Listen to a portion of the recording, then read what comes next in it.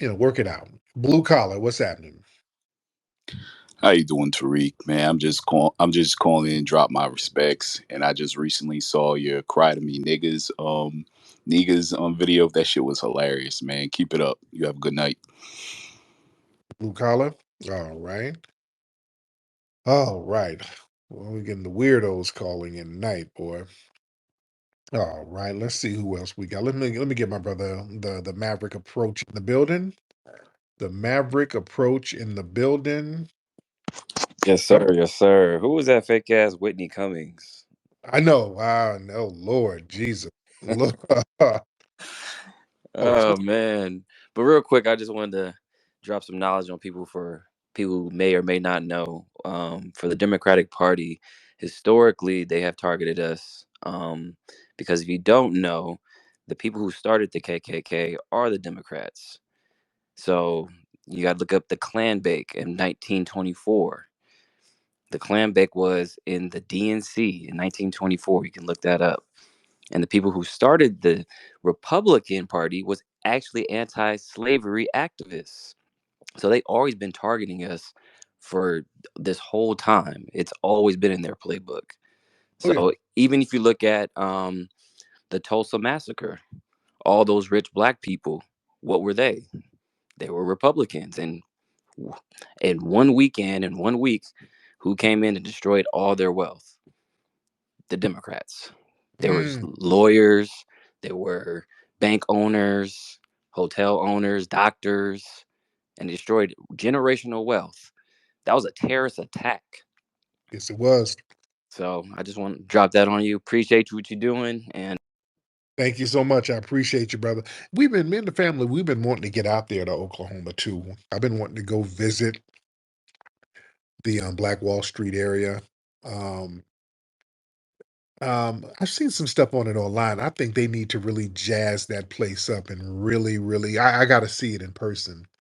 But I've seen some stuff online, and basically, I've seen a couple of murals here and there. But they should really jazz that Black Wall Street area, the Greenwood, Archer, and Pine area. Just really jazz it up for tourism, if they haven't already. Do we have any people from Oklahoma in here? And also, I would like to go visit some of those other little black towns that were established out there. Many of them are like Bowley, and they got a lot of those little. Oklahoma has the most black started towns in the country. Most of the black run towns were in Oklahoma. It was per capita, most of them were there in than any other state, because you had the black folks out there who were riders, the black folks who were coming out of Florida, the black Seminoles and people like that. You had riders out there in Oklahoma, and they understood the importance of independence.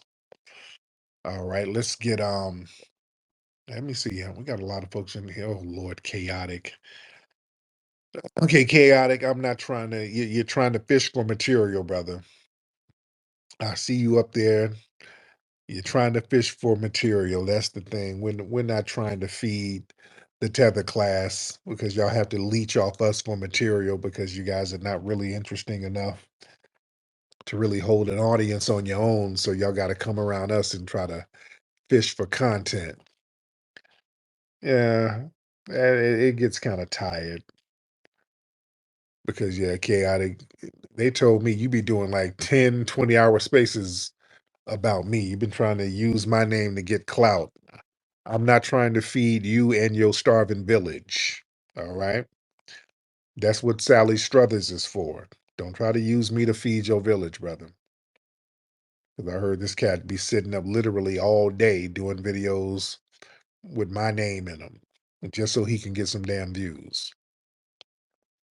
All right, that's tethering on a whole different level. Speaking of tethering, I saw somebody, a lot of people are very upset with us delineating. I've been seeing a lot of people online upset. There was one guy, this guy named Stan Verrett, has a lot of followers. He said, "When did this you're not black if your ancestors were not slaves in America foolishness start? I went to Howard in the 80s with black people from all over the world. We all would have laughed at this divisive dribble. I'm convinced it's being used strategically. Now he's saying that's Democratic shield talk because right now we're standing on lineage business and we are not letting the Democrats do a divide and conquer on us because we have gravitated and codified ourselves around our lineage and they hate it. So now they cannot put tethers in front of us and we just accept them. We're doing like what we should have been doing a long time ago, questioning everybody, questioning people's background. We should have been on that. I saw another video where they had the Kaisenat dude and some of these other internet gamer guys. They were having some kind of discussion about who could say the N word. And one brother was like, the only people who can say the N word are foundational Black Americans. And this one other dude was like, man, I tell you what's foundational. Puerto Ricans, they foundational too, because there's a lot of Puerto Ricans with Black in them. And okay. So, man, listen, these folks are trying to figure out a way that they can continue to tether onto our lineage because family we have delineated and then placed value because that was the main thing was to value our lineage because we sat up here and let people play little mind games with us telling us we don't know who we are and all of that and we're some generic Africans. And when we said, like, look, no, we don't have to play the generic African game. Our history is rich and deep, and we've done so many phenomenal things here. We have to respect the ethnogenesis that we have had. Other groups in the Caribbean and other places, their ethnogenesis is respected. Haitians, we've been here longer than many of the Haitians were in Haiti. Their ethnogenesis is respected. You don't have to call them generic Africans, they're Haitians. You don't call Jamaicans generic Africans, they're Jamaican. All of these other places. But with us, they have to play this Jedi mind trick and make us these generic Africans. And we are not. We have a deeply rooted history. This is our homeland. We do not have to give props, and look, we don't have to denigrate, and I'm not denigrating Africa. Shout out to Africa. There's cool people over there. I'm still cool with people in Africa. But damn it, I'm not going to sit here um, pretending to be from Wakanda and all of this stuff, pretending that we got something to do with what's going on over there now. We've been over here for centuries. Africa has been remixed over and over again since then. So it ain't the same. We have a different culture, a different lineage. That's okay. Do not be ashamed of that, ladies and gentlemen. Do not be ashamed of acknowledging your lineage. I don't want to hear about no damn divisiveness. Stop letting people shame you. FBA family, don't let nobody shame you with all of that. You niggas are divisive because let's be real, it was the tether class for years going out of their way telling us they were not Black. Don't y'all remember? Oh, we're not going to have no selective amnesia. It was the tether. Y'all were telling us how you weren't Black. You would go out of your way to say you weren't us. And you would make sure you did it around white folks. You get around white folks, y'all really showed out. Y'all made sure to differentiate yourselves from us. Oh, I'm not Black, nigga. I am Jamaican. I'm not Black. I am Ethiopian. I would hear that. I would hear girls say that. Oh, well, I'm not Black. I am Haitian. They would tell us that for years. Okay, okay, and I'm going to roll with that. Let's keep that same energy all across the board. And when we say, okay, well, you're not from our lineage, oh, well, nigga, that is divisive. Because, see, they want to delineate on their terms. That's the thing. They want to delineate on their terms and go back and forth on their terms. So they want to be Black when it's convenient. They want to be Indian when it's convenient, like your girl Kamala. Just like Kamala, she's for 20 years when she was out here in California, she was the East Indian, the first East Indian, the first Indian American, Asian American, Asian. She's Asian one week, and then she's Indian one week, and then all of a sudden she's soul sister girl, collard green eating Kamala. So no, she flips and chooses anytime she feels like it. Yeah, and they've been doing that. Y'all have not stood on blackness at all. And now that we're delineating, they're like, hey, y'all can't leave us out here by ourselves, because that's what the problem is. The problem is we're letting everybody cut their own paths, and we're not putting the capes on for you. And these people know they can't cut it without us doing the hard lifting for them. They can sit up here and kind of wag their finger and try to pop their collar about all the fly shit they do. When they get over here, they got $3 and they do work so much hard. That lie. Then if you work so hard and you got it popping so heavy, why are you so damn nervous we delineated from you? Huh?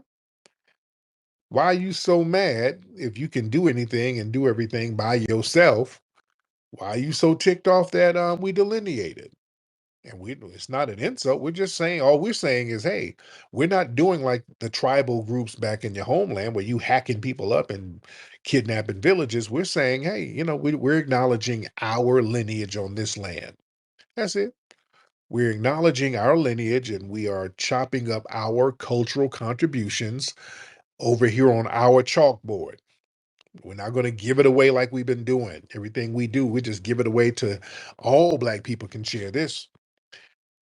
We created this music, all Black people can share it. We created this invention, all Black people can share it. We created hip hop, all Black people can share it. Then the problem with that was it got very disrespectful. Then the Tethers were like, well, you know what, truth be told, y'all actually got it from us. Because y'all ain't got no culture. Remember Busta Rhymes? Y'all got hip hop, y'all got it from Jamaican culture, dance hall, and y'all got it from us.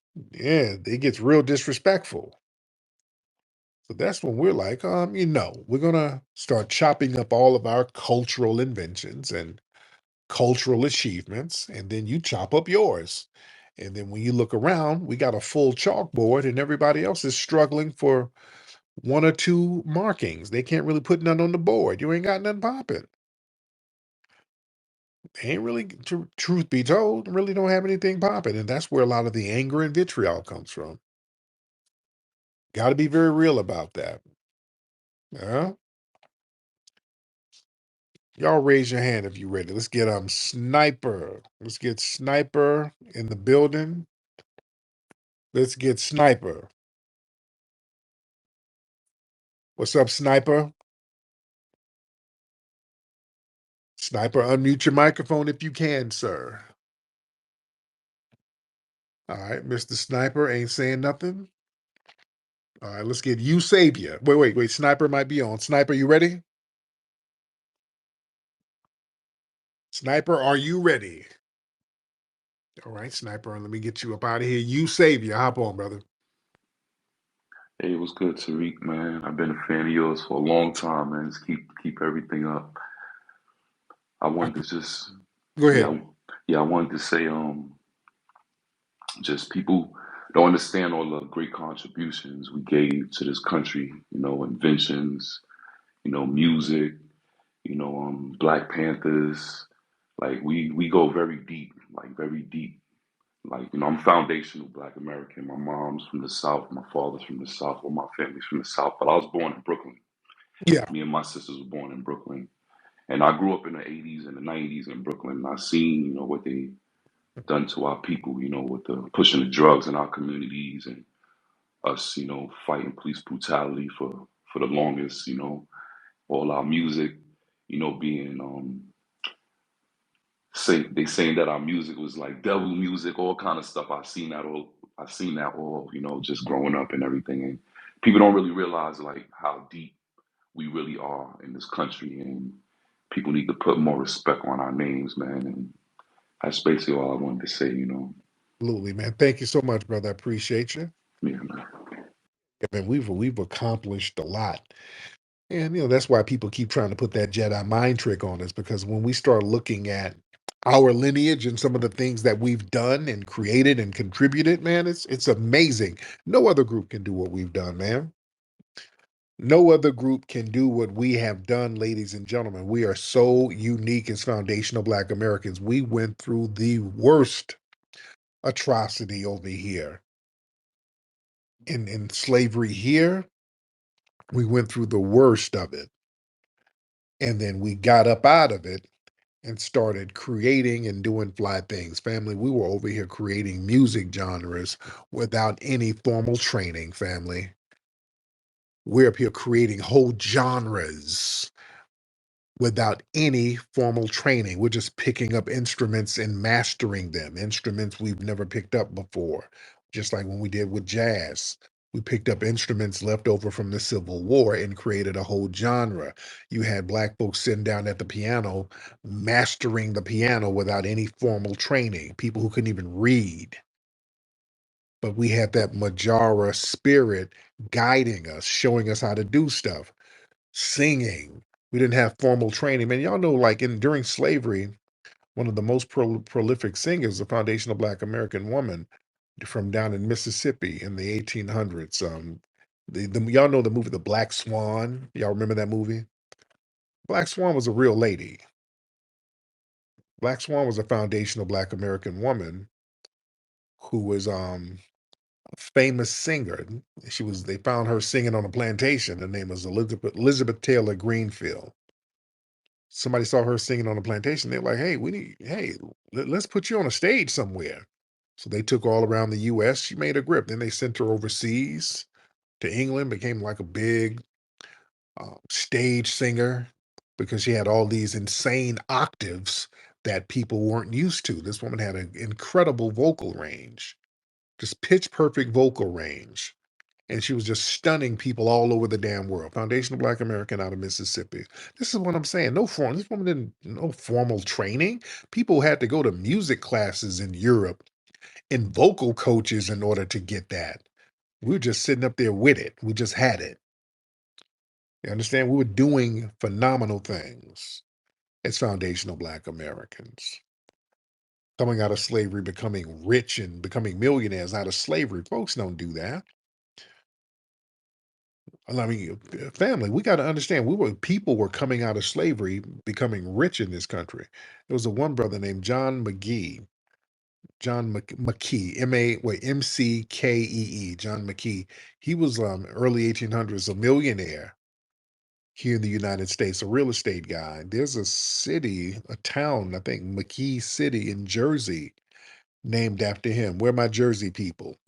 If you're in Jersey and you see McKee City, that's named after a foundational Black American man who was very wealthy at the time. We had Biddy Mason out here in LA coming out of slavery, becoming the richest woman in the country. Then Mary Ellen Pleasant up in the Bay, becoming very wealthy. Robert Reed Church, um, Memphis, one of the first Black American millionaires, coming out of slavery. We're coming out of slavery, becoming millionaires. Anna Malone and Madam C.J. Walker. You understand? Coming out of slavery. It's Robert Reed Church. Robert Reed Church. I always get it mixed up. Robert Church Reed, but it's Robert Reed Church. You understand? But we're phenomenal folks, man. We're phenomenal people. And we know about the Black Wall Streets and all of these towns we would build, just like I was talking earlier about Oklahoma. We went out to Oklahoma. Once we are left alone, because that's the thing, they sent Black folks to Oklahoma to kind of throw us away because Black folks were turning up so hard in Florida, they couldn't put them back on plantations because they were killing white people too much. They were like, let's send them out west. Yeah, we can't enslave these people. They're going to turn the plantations up. So send them out there with the Red Indians. We'll send them back east. And we went out to Oklahoma and just started founding towns and cities all over the damn place. You understand? There's a reason why they had to drop a bomb in Tulsa. You know, that's because you're threatened. And they didn't drop no bomb because somebody up here just smashing a white woman. No, they were very threatened about all that black power going on up there and that economic power, how black people were independently making all that damn money with the black Wall Streets. Because remember, they just threw black folks out there and just said, okay, we'll just let them do what they do. They'll fail. These Negroes ain't gonna get nothing going. And the white people came back and they're like, hey, what's that thing? What's that thing that man is driving? It's called a car? What's a car? Yeah, they're like, wait a minute, why are these niggas driving cars? Why are these negresses wearing all this fur? What's all this? Why they got all these jewels and gold teeth? What is this? Oh hell no. No, no, no. We gotta put a stop to this. Whenever they see black progress, that's another thing. But when they see black progress, they go on alert, man. The minute we start doing good, when they see six or more black people doing good, they go on alert. They'll let one or two do pretty good, but when it's about six black people doing good, oh hell no. Uh-uh. Give me that bomb and fire up that plane. No, no, no. These Negroes are way too clean. I'm telling you. They talk about all that bootstrap. Oh, we want to see black people need to pull themselves up by the bootstraps. Man, when we pull ourselves up by the bootstraps and there's a number of us doing it, they immediately go on alert. Immediately. When we start trying to network with each other, like I said earlier, I was talking about how in Miami, Dana Dorsey bought this island. They called it Little Miami Island. He was the richest black man down there, early 1900s, and he was going to cultivate and develop that island so that other rich black folks can come down. The white folks in Florida said, hell no. You cool, but yeah, you gonna bring more? Nope. They made him sell that island, and that was Fisher Island, the wealthiest piece of real estate in America. And whenever we start getting together, building something and getting it popping, well, they said, oh, no, no, no, that is a threat. And we're the only group who threatens the dominant society when we're successful. That's why um, certain areas, when they see a lot of successful black businesses, they start putting freeways and railroads there. Whenever you see a string of black businesses that's doing well, oh, we got to do something. Oh, we got to stop that momentum. Yeah. Let's get John Horse in here. Speaking of John Horse, hop on, brother. John Horse. Hey, what's up, Tariq? I'm good. How you doing, brother? I'm doing pretty good. Hey, man, everything that you're saying is absolutely correct.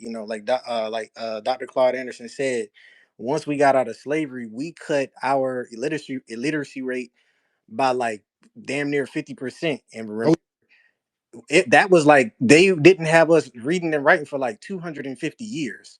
yeah. We did that within a few decades.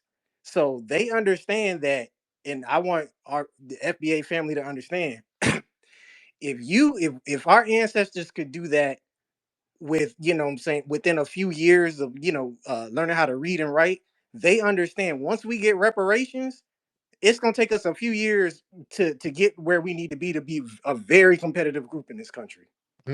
And that's the threat. That is the threat, family. And that's a very good point you make. So they like to sit up here and say, oh, we can't give y'all reparations. You're going to blow the money. If we would blow the money, if they thought all of us were going to blow the money, they would have given it to us already. That they would love for us to blow the money. That would be ideal. But they know all of us ain't going to blow the damn money. Some of us are going to do some phenomenal things and change the game. Y'all remember they had that old Musty Myron Gaines talking against reparations. Oh, the blacks, if they get reparations, they're going to be buying rims and Jordans and all of that. We always hear you going to buy some shoes, you going to buy Jordans. We hear that. Let me say this to the black family. Whenever people try to use the shoe shaming, let me say this. There's not a damn thing wrong with buying good looking shoes. That just shows how fly foundational Black Americans are. Let me tell y'all something, especially to the Tethers. This whole thing where y'all want to try to denigrate foundational Black Americans for having nice shoes and prioritizing having nice shoes, there's a reason for that. We understand how important it is to be presentable. You understand? We understand the importance of being clean no matter what economic situation you're in. You still need to present well. That's why we still, whatever economic position foundational Black Americans are in, we still have a fresh ass haircut and some clean shoes. We always know how to present. Let me tell my Black brothers, ain't a damn thing wrong with your shoes. If you want to spend money on your shoes, knock yourself out. That's part of our culture, being clean, being urban clean. We've always been clean. We've always, if you look at images and photos and reels from like the 1930s and 40s, look at how damn clean we were in the suits, them tailored suits. We was clean, man. We stayed clean. And we're still clean, just in an urban sense. We've lightened up the fashions a little bit, made it more urban so that it can accommodate walking and standing a little longer and just being more recreational and being more comfortable, but we still make it fly. We make the gear casual and athletic, but it's still fly. There's nothing wrong with having your fly shoes. That's a part of our culture. We know how to present no matter what our economic status is. We ain't walking around here with dirty feet and flip-flops like Myron Gaines people. We're not going to go out like that, because we still need to present right. And look, shoes, that's one of the first things people notice on somebody. People can kind of judge your character based on what kind of shoes you got on and how clean your shoes are. If I see somebody and I do a business meeting with them and they have on clean shoes, on a subconscious level, people say, okay, this person pays attention to detail. This person takes pride in what they look like. That makes you want to do business with them. I ain't got a problem with a person with some fly sneakers. Coming in with some dirty ass shoes, I got a problem now. I'm like, hey, this dude looks like he might be on crack. You understand? Your shoes say a lot. Your shoes are a good measure to see what kind of person you are. You understand? If I with shoes and feet, that's what we look at. Y'all know me. I've been talking about feet on women for years. When I see women meet women back when I was single, way, way back when I was single, I look at them damn feet. When I see chicks come in with the cute manicure, the toes are looking right, everything is smooth and scrubbed down. Okay, let me talk to you. You pay attention to detail. I can get with you. You seem clean. If I get with you and we get something popping, the house will be clean. At least because you're clean. Your feet are clean. Now I've seen some cute women out here. I used to be in the club and the women look cute. You understand? And look pretty and the body is banging. And then you look down at their feet, and their feet look like Forrest Whitaker's feet. Like, I got a problem with you, man. I got a problem with you. Their pinky toe looks like a roly poly. I have a problem with that. If I see your feet looking janky and corned up, that says a lot about you. And that makes me want to stay away. You understand? So yeah, your shoes and feet are very important. People look at that stuff. People look at it.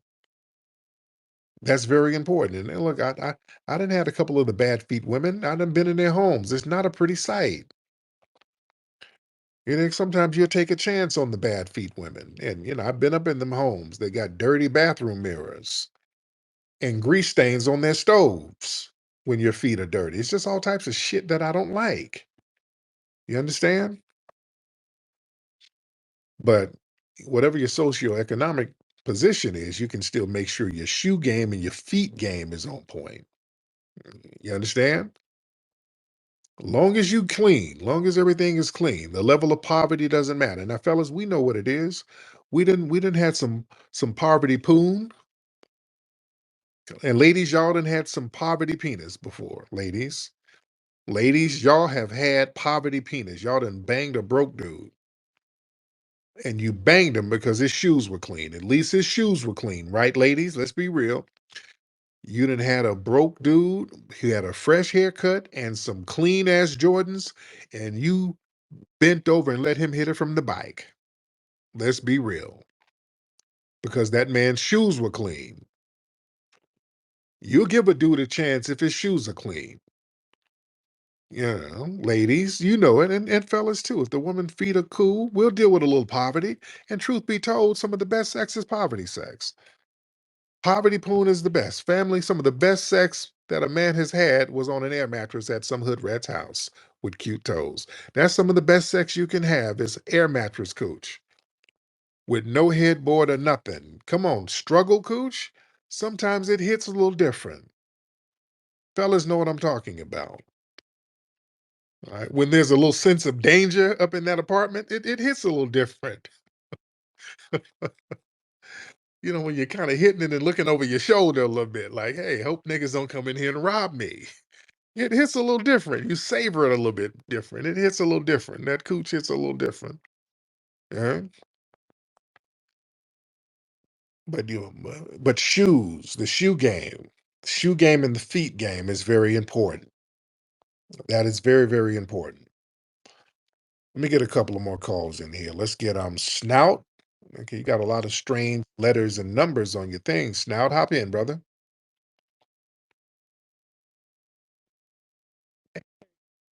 I'm good, man. Where you from with them weird letters? You from Russia somewhere? Where you from? Well, originally I'm Ukrainian actually, but I've lived in the UK most of my life. Oh, there you go. I knew it was somewhere over there in Eastern Europe. So what's on your mind, bro? Yeah, so I remember you saying that Saint Nicholas was actually he was a black man who was Turkish, and Yeah. I was just wondering if you still believe that, or if there are any other historical figures that we commonly consider white that were actually black. So I Go was just curious about that. look up Saint Nicholas of Bari. You got Google, look up Saint Nicholas of Bari. There's an Okay. image at a museum in Italy that shows a black Saint Nicholas. So it's not me making it up. So either he was black or the museum is lying. It was an old picture. Saint Nicholas. I'm gonna Google it too, so I can just get Nicholas of Bari image of Bari, and it's in Italy. Let me show you the exact museum. Saint Nicholas of Bari. Where's the museum? Um, Hold on, I'm gonna give you the exact museum where this image is. Okay, there's a couple of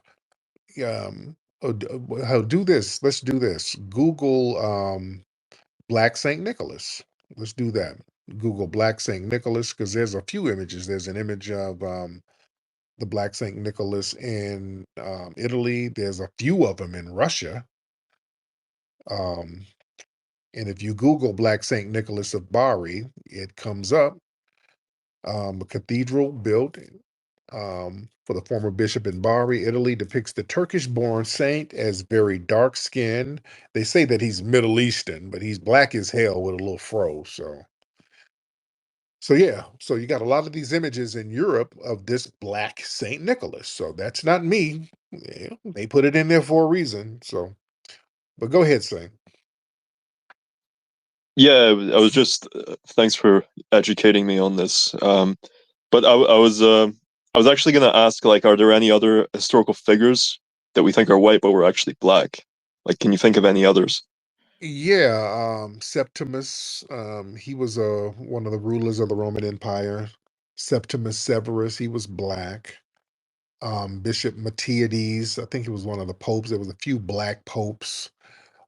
Saint Benedict was a Moorish pope. There were a lot of people historically that they changed to white, but they were actually black. There was a pirate, and we talk about this at the Hidden History Museum.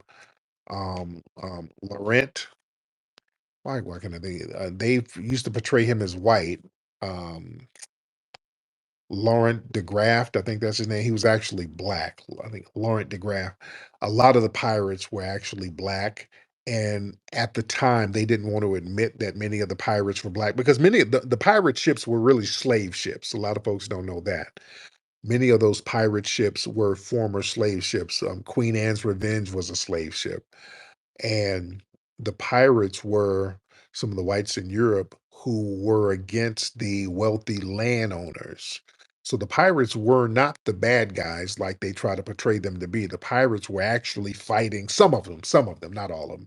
Some of them were actually fighting slavery, but historically they made them the villain. And many of the pirate captains were actually black. You had Black Caesar out of who was up there in the Florida Keys, who was a big time pirate, and a few others. And they didn't want people to know that these pirates were black because that would make black folks on the plantation say, "Hey, y'all kiss my ass. I'm gonna go find one of these pirate ships and get on there." So there's a lot of stuff, a lot of history out there where it's hidden. That's why I do the Hidden Colors documentary series. So you're in Britain. Are you in Britain still, bro? Yes, yes, I am. Yeah, you go to the British Museum. Shit, go to the British Museum over there, and they got all those images of the Etruscans, the original people over there in Italy. They're black as hell. You understand? The original people of Italy, the Etruscans. Go look at it. Go to the British Museum. You'll see them. Afros, big ass noses, the whole shebang. The Grimaldi are the original people of Europe. They were black people, little black skinned people with dreadlock hair. So the history is deep. It's real deep. You should check out the Hidden Colors documentary series. That'll be a good start for you, by the way. And what's your yeah, and what do you mix with, by the way? You mean what kind of women I prefer, or something like that? No, no, no. Your ethnicity. Oh, okay, okay. Sorry, I wasn't aware of this term, but yeah, well, I'm mostly ethnically Ukrainian. I've got some Russian blood in me. Yeah. Have you been to Russia? Like I went to Moscow once when I was about 5 years old. Okay. That's about it. Do Um, you speak Russian? Do you speak Russian? yeah, so I come from a part of Ukraine that is mostly Russian speaking. It's a city called Kharkiv. So yeah, like Russian's my first language, but I've lived in UK most of my life, so I speak English easier. Got it. And you know who created your language, the modern Russian language? A black man. Black man. Yeah, Pushkin. Yeah, well, he was like a quad, like an octoroon or something. But That's still, I take your point. that's still black, man. Yeah, he's still black, and he was very proud of his blackness. By the way, he was very proud of it. So yeah. So yeah, so our history is all over the place. Our history is all over. But anyway, thank you so much, bro. You know what's funny when they always try to minimize the blackness when it's something significant. Now, if Pushkin robbed a liquor store, oh, he's a Negro. Oh, he's so black. Oh, that black ass Pushkin. But when you say Alexander Pushkin created the modern language of Russia, it was one quarter black. I mean, he was black, but he was a little black. And then they want to minimize the blackness. No. Oh, see, you got to watch when they try to pull that. I don't like when they do that. They try to minimize the blackness. Don't do that because y'all trying to push Kamala's ass on us, and she ain't got no foundational black American in her, but y'all trying to push her ass on us like she's the blackest thing ever. Yeah, that's what I'm saying. They try to play this little Jedi mind trick with color. No, this is why I'm on that lineage kick, and we got to stay on that. Let's get brother Amar in the building. Amar Kadesh. What's up, Amar? Hop in. Hey, how's it going? My apologies if y'all can't hear me right now. I know my Twitter's kind of running behind. But what I was going to speak on for the brother that was looking for more information, I posted it in your comment section. For those that aren't able to take information from fellow black men and women of the world, there is somebody else that's not of our nation that dropped the same information. Kudi Mayo. He's in the comments. I don't know how to say his last name, but he brings out all the information, all the historical figures of black men and women. There's a book called Nature Knows No Color Line that y'all can look up, and also there's another book called 100 Amazing Facts About the Negro, just for J. anybody looking for information. A. Rogers. Oh yeah. All right. Well, thank you so much. Who's the brother's name in the room? I would like to have him up if he's in here. All right. Let's get somebody with some weird letters. Annabelle. I don't know what your name is, ma'am. Are you talking to me? Yeah. Okay, I have a question. Seems like you know a little bit of Russian culture. Yeah. So, like, what percentage of blackness would make a person black? Since you're talking about Pushkin, I'm just curious. Well, over here, they were very adamant about just one drop. If you had a little bit in you, that would make you black. So it really depends on the country. Over here, the one drop. And well, Russia, there's they got a racial history too. But yeah, in Europe, I think the same rules apply in Europe as well, all over Europe. They look at them as a non-white person. I give an example. Meghan Markle, she can damn near pass for white in the right lighting, but she has a black mother and she's black, but they treat her like a negress. Look at how they treat Meghan Markle, and she can pass. If you Yeah, I get that, but like his great grandfather was a black slave, Yes, right? what? Uh-huh. So, I mean, back in the day in Russia, well, you need to understand Russians are not like Americans, right? They never really participated in any slavery. So, therefore, it's a little bit of difference. So, if you would say like they never considered him as a black man, I think you consider him more black than the most of the Russians did. Nor do they teach about his blackness in the school or anything along the lines. You know what Right. I'm saying? Right, they kind of ignore it, but he was very proud of his black bloodline, so he didn't hide from it. And he didn't look like the average typical European over there. He looked different. He was darker. He looked different. His hair was more coarse, and he had a melanin content that he tapped into that helped him create the modern Russian language. They try to downplay it. When you do something significant as a black person, they always try to downplay that. But that's what it is. Now, are you still in Russia? Where you at now, dear? Oh no no no no! I am not Russian, sir. No no Oh, no. okay. I just I'm just uh, Are you very Ukraine? familiar with the Russian culture and the literature. Okay, are you Ukrainian? Oh no, no, I'm not. I'm Greek. Oh, you're Greek. Okay. Well, shut up. Yes. I loved it. Greece is fly. I loved it over there in Greece. Love the food. The food over there in Greece is phenomenal. Are you still in Greece now? Or are you in Britain? No, I no, not everybody's in Britain. I am currently in United States. Okay, there it is. Cool. All right, beloved. Well, thank you so much, ma'am. Thank you for the call. All right, let's get Ali. Let's get Mr. Ali in here. Hey, how you doing? I'm good. So I am Muslim. I'm Palestinian. I want to ask a question that for some reason bothers the Black Americans. Okay. Do you have on an earpiece? Okay, I think I know why. Oh, Yeah, shoot. kind of muffled. I want to hear you clearly. Yeah. I think. Yeah. Uh, Waiting on Ali to get it together. Mr. Ali? How about now? How about now? Okay. Okay. Not really. You still got the earpiece in? No. I'm talking directly to the computer. I'm not sure why it does that. I think it's a space thing. Yeah. If you get closer to the phone or make the volume a little louder. Yeah. Okay. How about now? Yeah, this is good enough. But go ahead. Go ahead. Yeah. Now you Yeah. ask Black So America. Go ahead. yeah. So here what bothers me. For some reason, the African Americans accept whatever the white man calls them. For me, as a Muslim, as an Arab, as Palestinian, it really bugs me. What happened to the African American? What happened to that? That would just I need an answer about from people that call themselves I'm a black American, I'm a black American, I'm black this, black that. Why is it black? We came from Africa. Why was that dropped behind? And why people when they ask them here, do you consider yourself African? You know what they tell me? No. Right. Wow. Because we're Black Americans. We have a whole different identity. So what's the problem with that? That you dropped your background. By our background?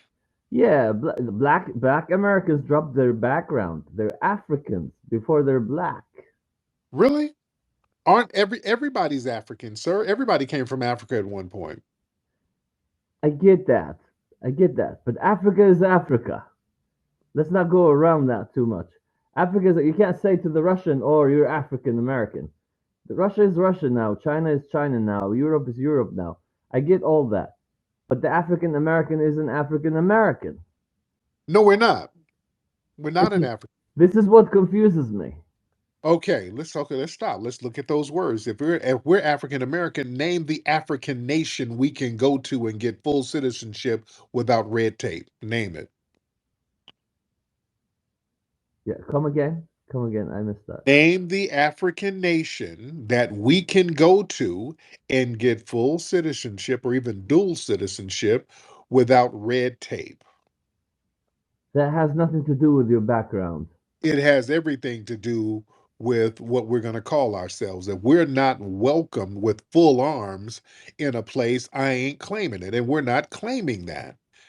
We're not claiming a place that don't even welcome us without us dropping a bag of money. Why would we claim that? They don't look at us the same. Let's be real. We're talking real tonight. We're not generic Africans. We have African ancestry. Everybody has African ancestry, sir. But we've also had an ethnogenesis like everybody else who walked out of Africa, who left out of Africa, who were taken out of Africa. We've had an ethnogenesis.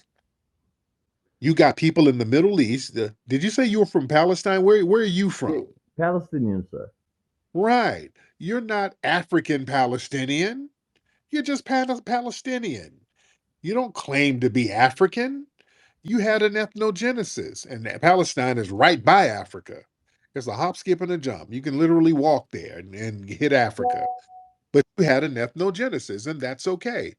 This thing about us, we can't enjoy and appreciate and respect our own ethnogenesis is ridiculous, and that's only levied at us. We're not generic Africans. We, just like you, had an ethnogenesis, and our ethnogenesis has made us more deeply rooted than most other people around the world. That's why our culture is so deep. Well, Go ahead. no one is denying that. I'm not talking about that. The African heritage is less deep or no. This is not my issue here. If you ask someone, let's say from Ireland, so it tells you I'm an Irish American. If you ask someone from, I'm a Russian American, I am an Asian American, but they don't call themselves I'm a yellow American. It's it just confuses me here. Why buy in the color here over the heritage? The heritage of Africa is beyond black. But you have groups like the Blackfoot Indians. That's a recognized sovereign tribe. You have the Redfoot, and you got different names that have color in it that represents the tribe and the status. Our blackness is more status based. You understand? It has race in there too, but it's also a status that we have. And they were calling people or identifying them by color, even in Europe with the Moors. They were calling them Moors, and that was a descriptive term because of their skin color. Moor meant black. That was just another word for black or dark. So they've always kind of acknowledged certain people based on physical characteristics. That's okay. That's not a negative thing, but we became a different ethnic group. We became foundational Black Americans over here, and our lineage is unique. Well, Wani, I would like get Wani, get on up here, sister. I would like to have Wani come up here and chop it up. But go ahead, Ali. So here's the thing. Here's the thing. I'm not arguing with you. I'm not arguing with that. I'm just trying to We're clear this off my head. I'm having a not. simple question. We're having a great civil discussion. No argument whatsoever. Go ahead. Yeah. I'm happy to hear that. I just because I've been in other groups that maybe less educated and they were freaked out by the question, and they was told you're in no position to ask questions like that, etc., etc. And I apologize and I quit. Very happy to hear your answer. But here's the thing. Here's the thing. It's hard for me to explain it. So, at some point, the white man gave himself the right to call, this name freaks me out, the letter N. And after whatsoever war, struggle, negotiation, upside down, inside out issues, and then at some point you agreed that you're a black man. To me, to me, I disagree with that because the white man does not decide to call me who I am because black people, as you'd like to refer yourself, did not choose this. We both know that. It's a white man decision. We didn't choose what? What didn't we choose? You did not choose to be black American. The white man called you black American. You did not say I am a black American. The white man forced this on you. We both know that. So here's my problem between me and you. This is a talk like from the heart to heart. If you're willing to accept it. Here's the trick I'm trying to, because I I don't look at things very simply. Have you in your mind when you say an angel? Let's be honest here. You imagine in your head a black angel. Any child in the world, ask him what's the color of an angel. Of an angel, he tells you white, a shiny white thing.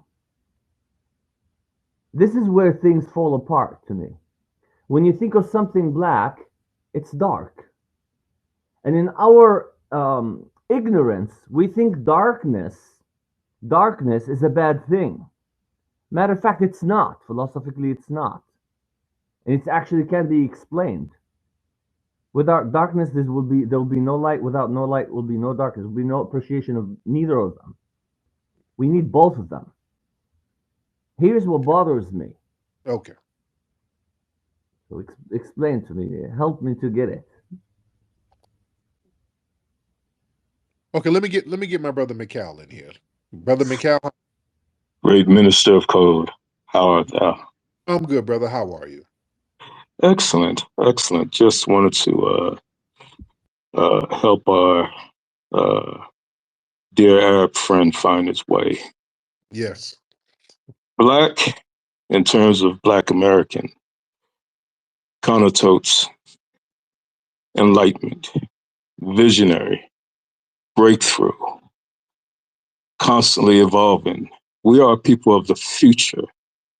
Black to the foundational Black American, sir, is very similar to what Black meant to those who were from Kemet. Black meant to them perfect Black. Those from Kush, Black meant to them royal Black. Those from Anu, Black to them meant divine and godly Black. Has nothing to do with skin color. You understand? You're an Arab, is that correct, Mr. Ali? Yes, a Palestinian color. Yeah. A Palestinian. So who are the Palisettes? Are you familiar with them? Go ahead, educate me. Okay. This is the name that your people called yourselves, the Palisette, but today you don't call yourself Palisettes. Prior to that, you called yourself Yanaya, but today you do not call yourself Yanaya. But both of these tribes came from Indo, or what we would say the Indo-European region, but you consider yourselves Arab. But you're not indigenous to those lands that were once indigenous Black lands. You see how that works? I'll We did. land. Thank you, dear brother, for the opportunity to speak. I'm here. We did not come from Europe, sir. We're Canaans and Arabs combined, and Nabateans and Ashurians and Babylonians. We did not come from Europe, and we called in Egyptian times Philis, and the Greeks called Philistines, means philosophers. It has nothing to do with the color. Okay. Let me get one. Get one. Hey guys, thank you so much. Tariq, um, Ollie, you guys, you know what? We are all one. Um, I'm Native Alaskan, and I believe that we've been like, I, what do you call it? Okay. Um, Get your thoughts together, sweetie. Yeah, you got to get your thoughts together. I'm not because you messing up the flow. We're having a good conversation here. You're trying to figure it out. But Ali, what my good brother Macau was breaking down was real heavy. People get named different things, and the names change, and the words are borrowed from this and that. We, as foundational Black Americans, that's what we're referring to ourselves now. That's something that we decided. The word Black was around, the word foundational was around, and the word American was around before white people. Over here, there was an Aboriginal tribe called Amariske over here in this land. They falsely say that America was named after Amerigo Vespucci. No, that's not true.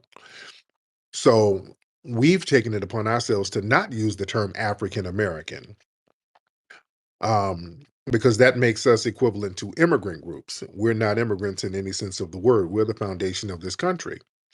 And we decided to name and call ourselves foundational Black Americans. White people didn't tell us to do that. We did that on our own, and we're getting codified around that. So we know how to move and shake. Now, it was white people who sent Jesse Jackson out here to call us African Americans, and we went along with that for a long time, and we're backing away from that.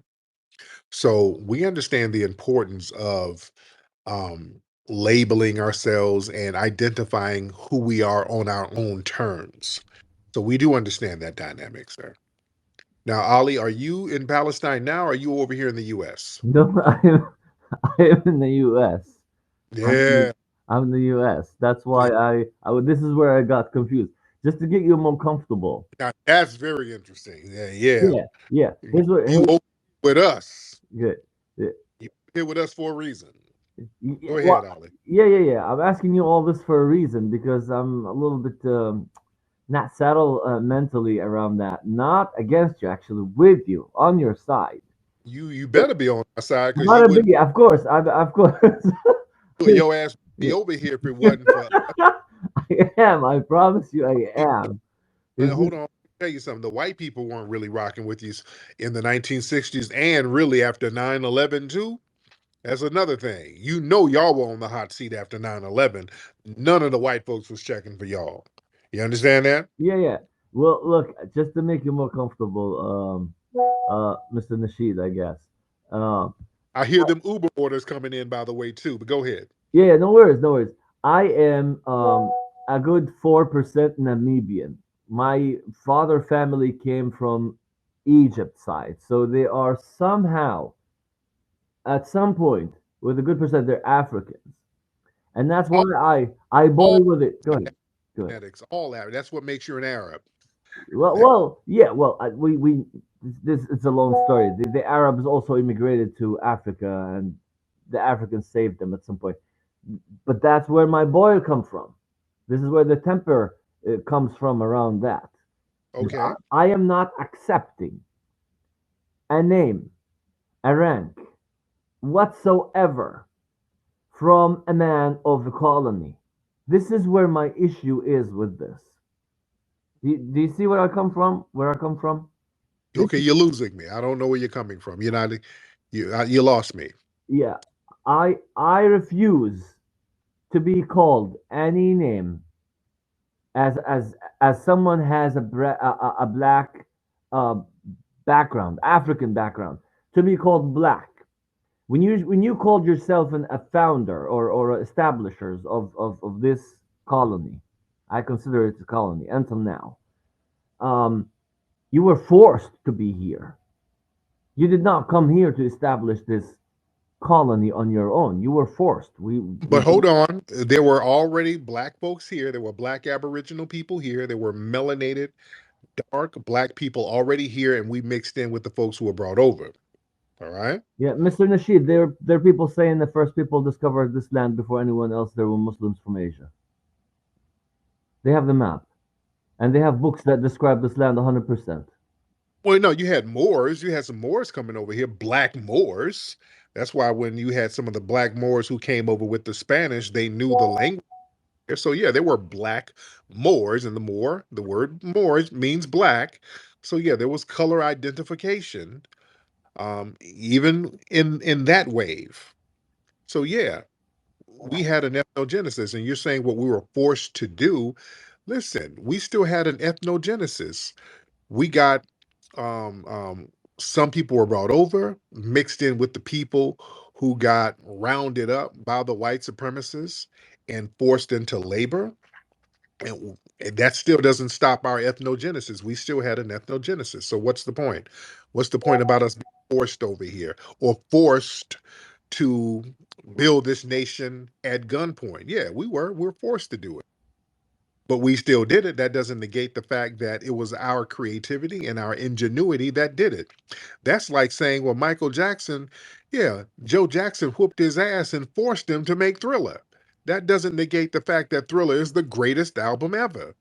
Even though Michael wanted to be on the playground at the beach and he wanted to do stuff that he missed in his childhood, that Joe Jackson discipline pushed him to make the greatest album in recorded history.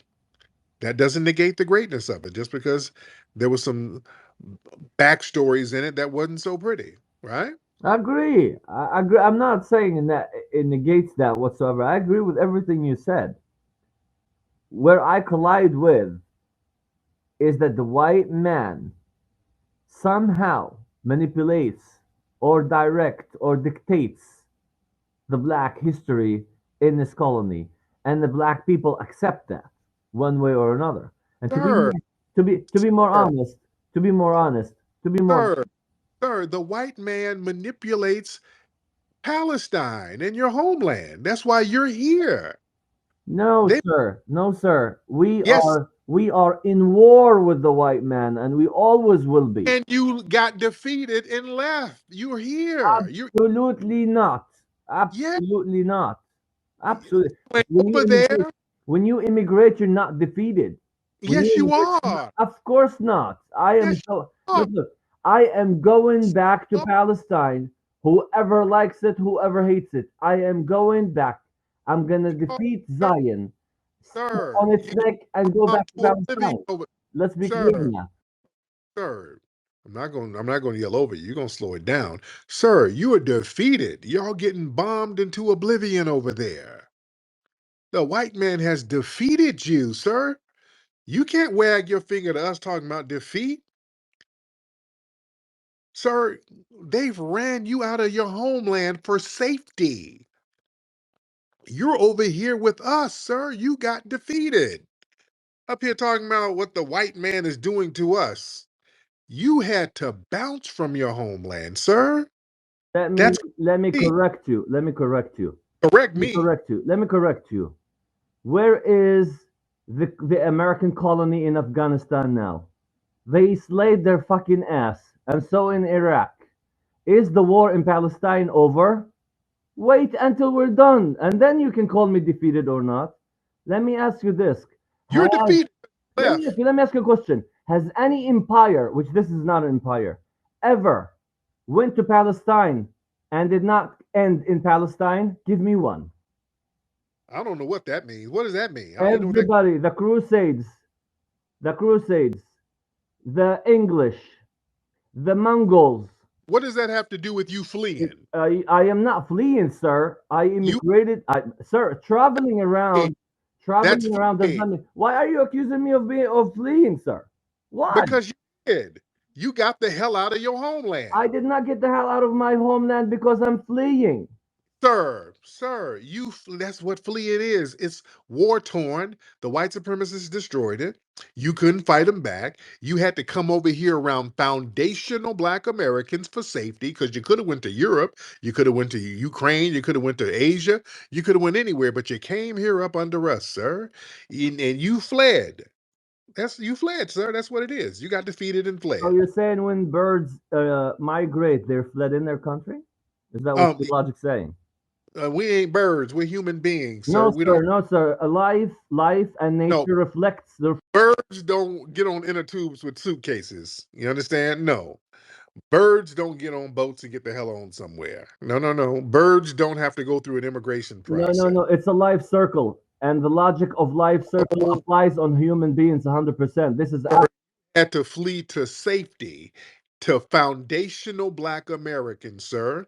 Talking about a war. We're in war with the white supremacists nonstop. We've been in a war with these people here on our soil. These folks drop bombs on us over here. Don't tell us about a war. We've been warring. These people had us enslaved. where is England in Palestine now after they bombed us? I, They're back I, home having fun. I don't know what that means, sir. I know you over. Oh, the white man defeating us. That's what you're saying. They're Yes, you back got. home. Man. Quiet. The white man defeated you, sir. You're over here. You're not in your homeland. The white man defeated you, sir. You're over here. I hear Uber orders popping in on your phone right now. You over here driving for Uber right now. The white man has defeated you, sir. Look, the white man, let me tell you this, if you are insisting on that, the white man never was able to put us in ships and bring us in millions to another land and do to us what they did to you. How about Yeah, they just bomb your ass. They got bombs dropping them on you, and you dropping like flies. Yeah, it was worse. that? I would rather have a slave ship than a bomb. All right. I would give me the slave ship over the That's bomb. what a coward is. You want to No, have a, it's what you doing fleeing. this Okay. is, don't mute me, don't mute me, don't mute me, don't No, mute me, no, don't mute okay. me, don't mute me. You don't want to talk about cowardice. No, You no, no, fled because you're here, talking about, you made, fled over here on us. You safe in your Uber because the foundational black Americans built a country so that you can flee to, sir. That's a coward. I don't use Uber to flee, sir. I was Yeah, not ever enslaved, sir. You sir, were, not got me. worse than slavery. I You got am, call it whatever, it's your standards. We're fighting. no. You ain't fighting nothing. You fighting through traffic to deliver the Postmates, sir. That's what you're fighting and trying to point the finger to us. Yeah, we ain't getting bombed. I didn't point fingers on us, on You got anyone. I bombed, didn't. sir. I did. You can bomb as much as you want, man. Who cares? They bombed you out of your homeland, sir, and you had to flee for safety under us, And sir. who us, man? No one was able to enslave us. They enslaved you. Yeah, but Okay, so we are not. they bombed you, sir, and you're getting smacked around over there now. What are you talking about, sir?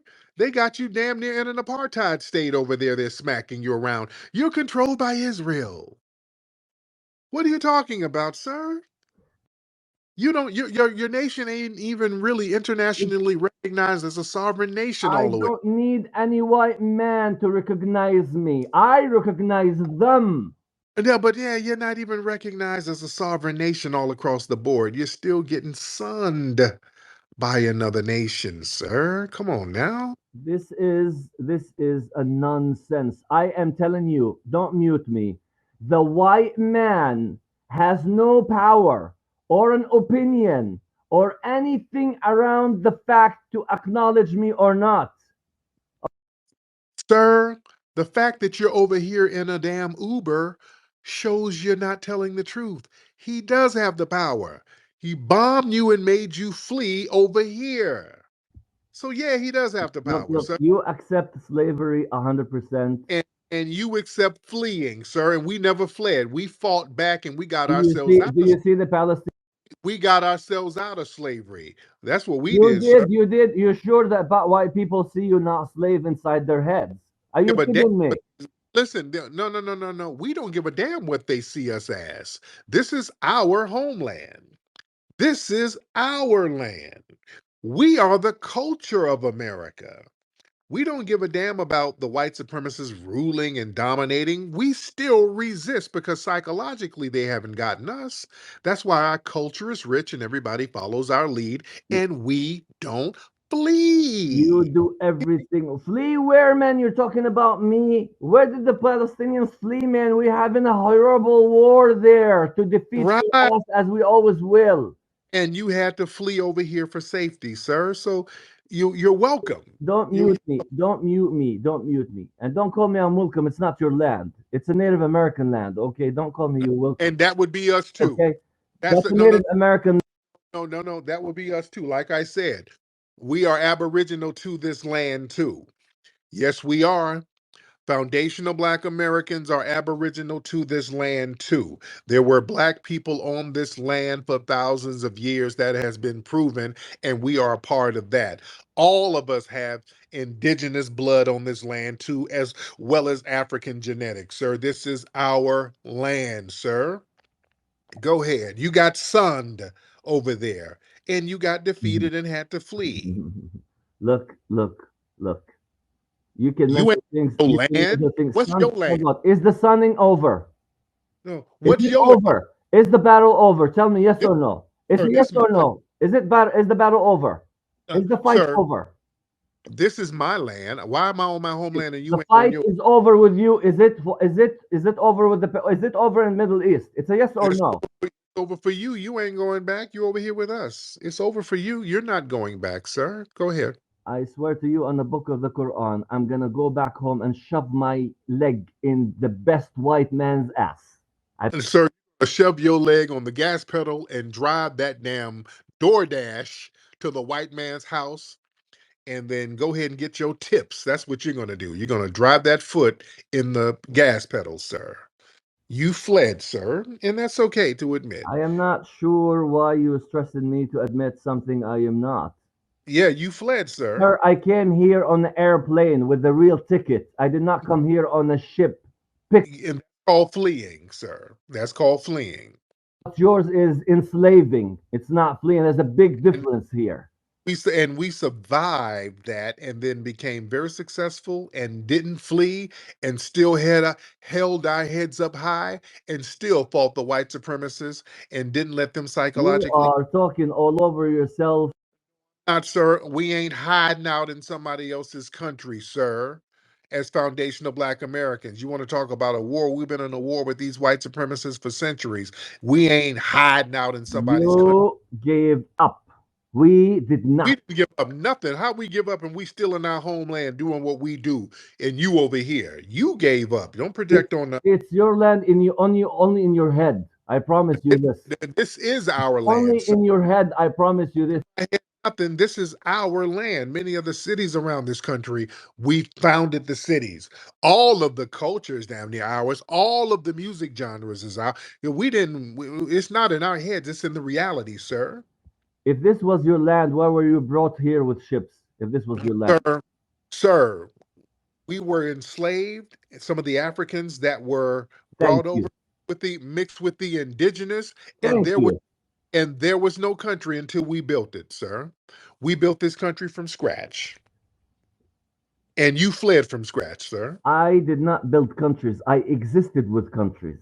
Sir, Okay, you've been sunned, sir. You've been sunned over there for sons the where, man? By whom? By by whom? Brit by Britain and Israel, sir. They done pass you around. They done flip you, Is smack, remix okay. you. Is Britain and okay. Israel. Okay. Don't mute me and let me talk. Don't mute me and let me talk. Yeah, you ain't about to Don't mute me and let me talk. Let me talk. protect. Let me Go talk. ahead. Let me talk. Let me talk. Let me talk, and I'll break it down to you. Maybe you will get this. Uh-oh, break it down for Break it me. down for you. Do you know the amount of bombs we're throwing on Gaza right now? Not enough Give to me, stop fleeing. give me 170,000 tons on 60 miles by 15. If this happens to any other nation on the world, nation, not a small place, you will be worshiping Lucifer. like a puppet. Until this moment, not one person gave up to those Zion ones that you're calling us, sunning us. Okay, sir, that's Regardless, let me talk, let me talk. okay. Regardless that the battle is not over, you're insisting to support Zion wins while the battle is not over. You must be kidding me. You tell Okay, me that Britain and hold on, America bombing. Let me ask you. Wait. hold on, hold on. Let me get McCall. Let me get Brother McCall in here. Brother McCall, hop on. Greetings there, brother. Mr. Ali, could you explain how long the Ottomans enslaved and controlled Palestine? The Ottomans did not enslave or control the Palestinians. The Ottomans at the end got corrupted. At the Uh, very end, during uh, Ataturk time. Before that, we were privileged as hell. I asked you, can you explain how long the Ottomans enslaved and controlled Palestine? I am telling you again, the Ottoman Empire protected Palestine and the rest of Middle East. We were Sir, privileged until sir, sir, until sir, un- did not the Ottoman Empire or the Ottoman Turks control Palestine from 1516 to 1918?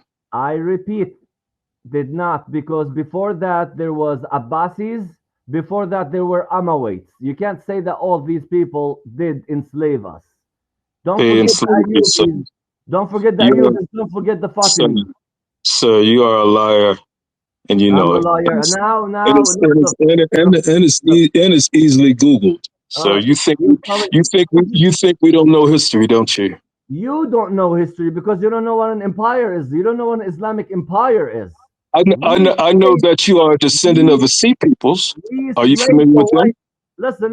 We slaved. Are you familiar with the Sea Peoples, sir? I know you are a descendant of them. Look.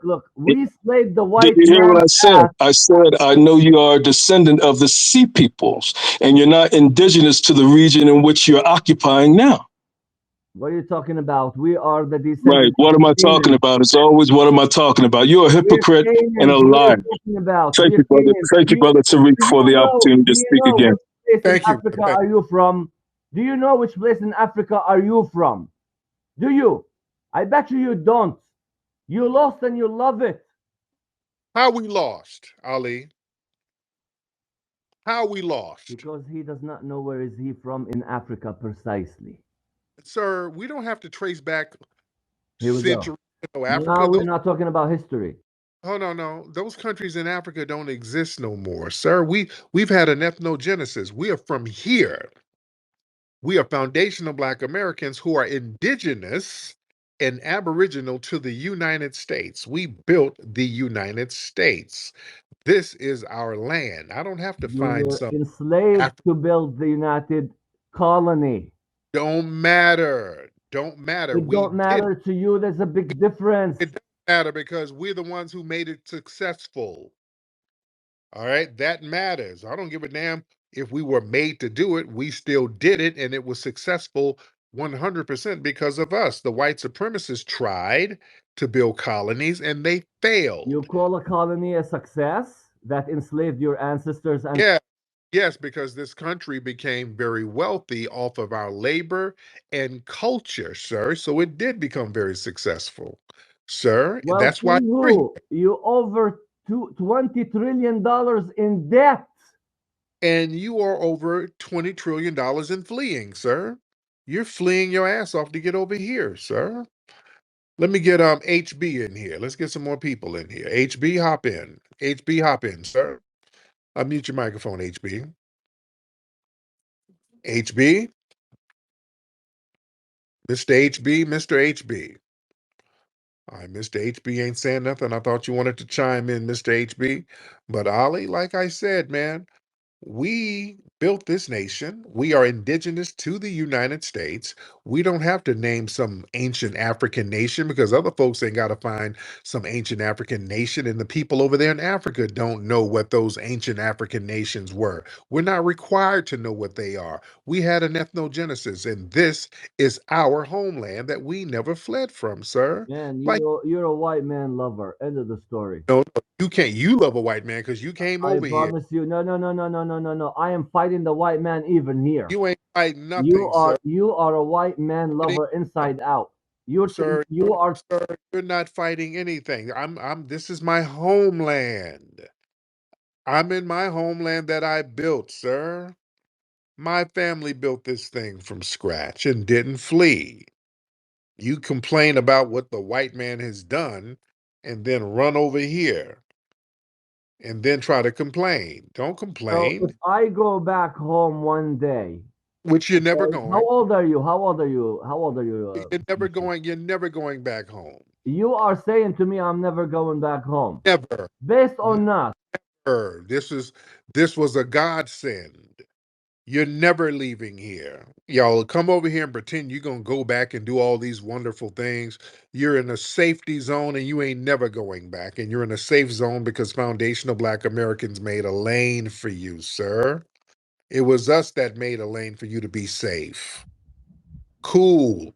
Hop in, sister. What's good? Cause so Ali, you came up. I came up to talk about Oklahoma Black Wall Street real quick.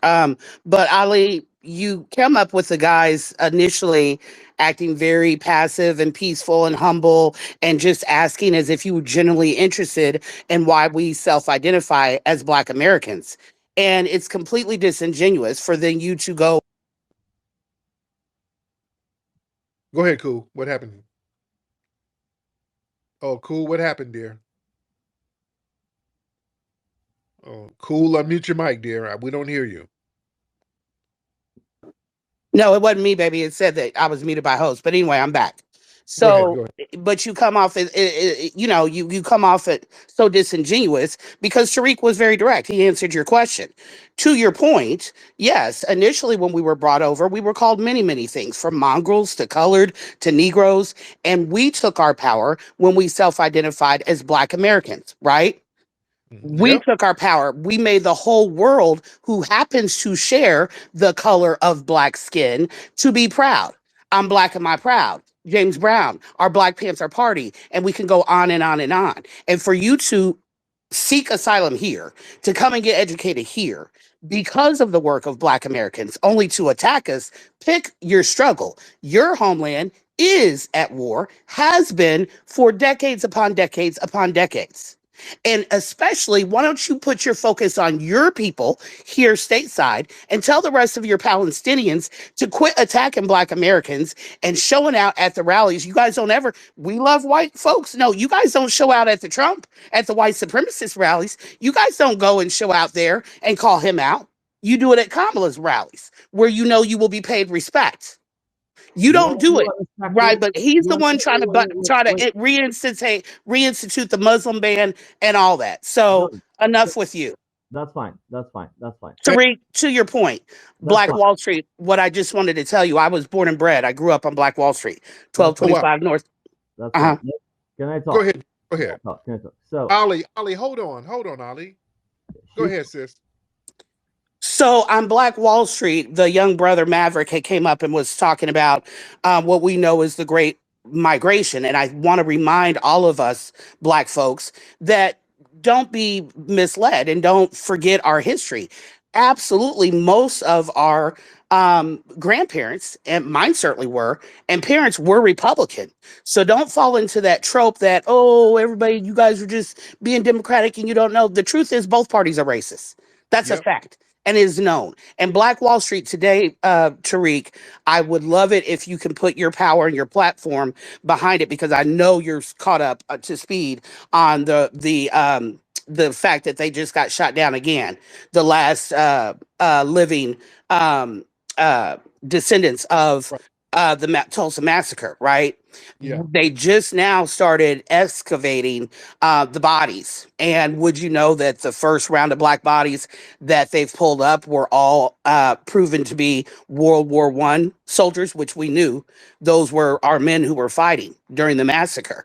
That it absolutely was because of we were so successful. Remember back when it was the Trail of Tears and the Indians, they started migrating. They did give us as slaves to the Indians, and they marked Oklahoma as quote unquote Indian and black territory. So that is why we were able to get so robust and build so much prosperity there. And the white folks just couldn't take it and brought in the planes and bomb us. And today, if I go back home, I've been in Houston, Texas 30 years, but when I go back home, as I do several times a year, I can still walk my street that I was born in and grew up on, and you still find stairways that lead to nothing where the houses, our beautiful homes, were bombed. And it's still like that today. It is Wow. the most segregated city, and I've traveled the entire nation and internationally, as you know. It is still to this day a segregated city. All the black folks are north, all the white folks are south. Mm, When I mm, bring my people here to Houston and I fly them in, this is so simple, but it'll just help you get your mind around how segregated it still is in 2024. And I bring my family up and they're getting ready to come up for the holidays and we go out to eat. We'll go to, wherever, Papados or whatever. Do you know what they'll sit up and tell me? They'll be like, cool, it's so many different cultures up in here. It's a lot of white folks up in this restaurant and it's the Mexicans up in this restaurant. And it blows their mind because to this day, if you're in South Tulsa, it's just white folks. If you mm. go out to a nice restaurant, you're going to be the only spot of color in that restaurant. As far as Greenwood and Black Wall Street, you're not seeing it being built up because guess what? You already know what's happening. The gentrification. Yeah. Yeah. Man, man, man, man. Thank you so much, beloved. I appreciate you. So Oh, I want to respond to her to what she's saying about go me ahead. starting all over. Sister, I actually did start with a good faith, and I'm still talking with a good faith. But when someone calls me fleeing, defeated, etc., etc., etc., that changed the whole thing to me. Because when someone promises out of nowhere that I am fleeing and I'm a coward and I'm defeated while the battle is not over for all this time, 100 years this war is still on.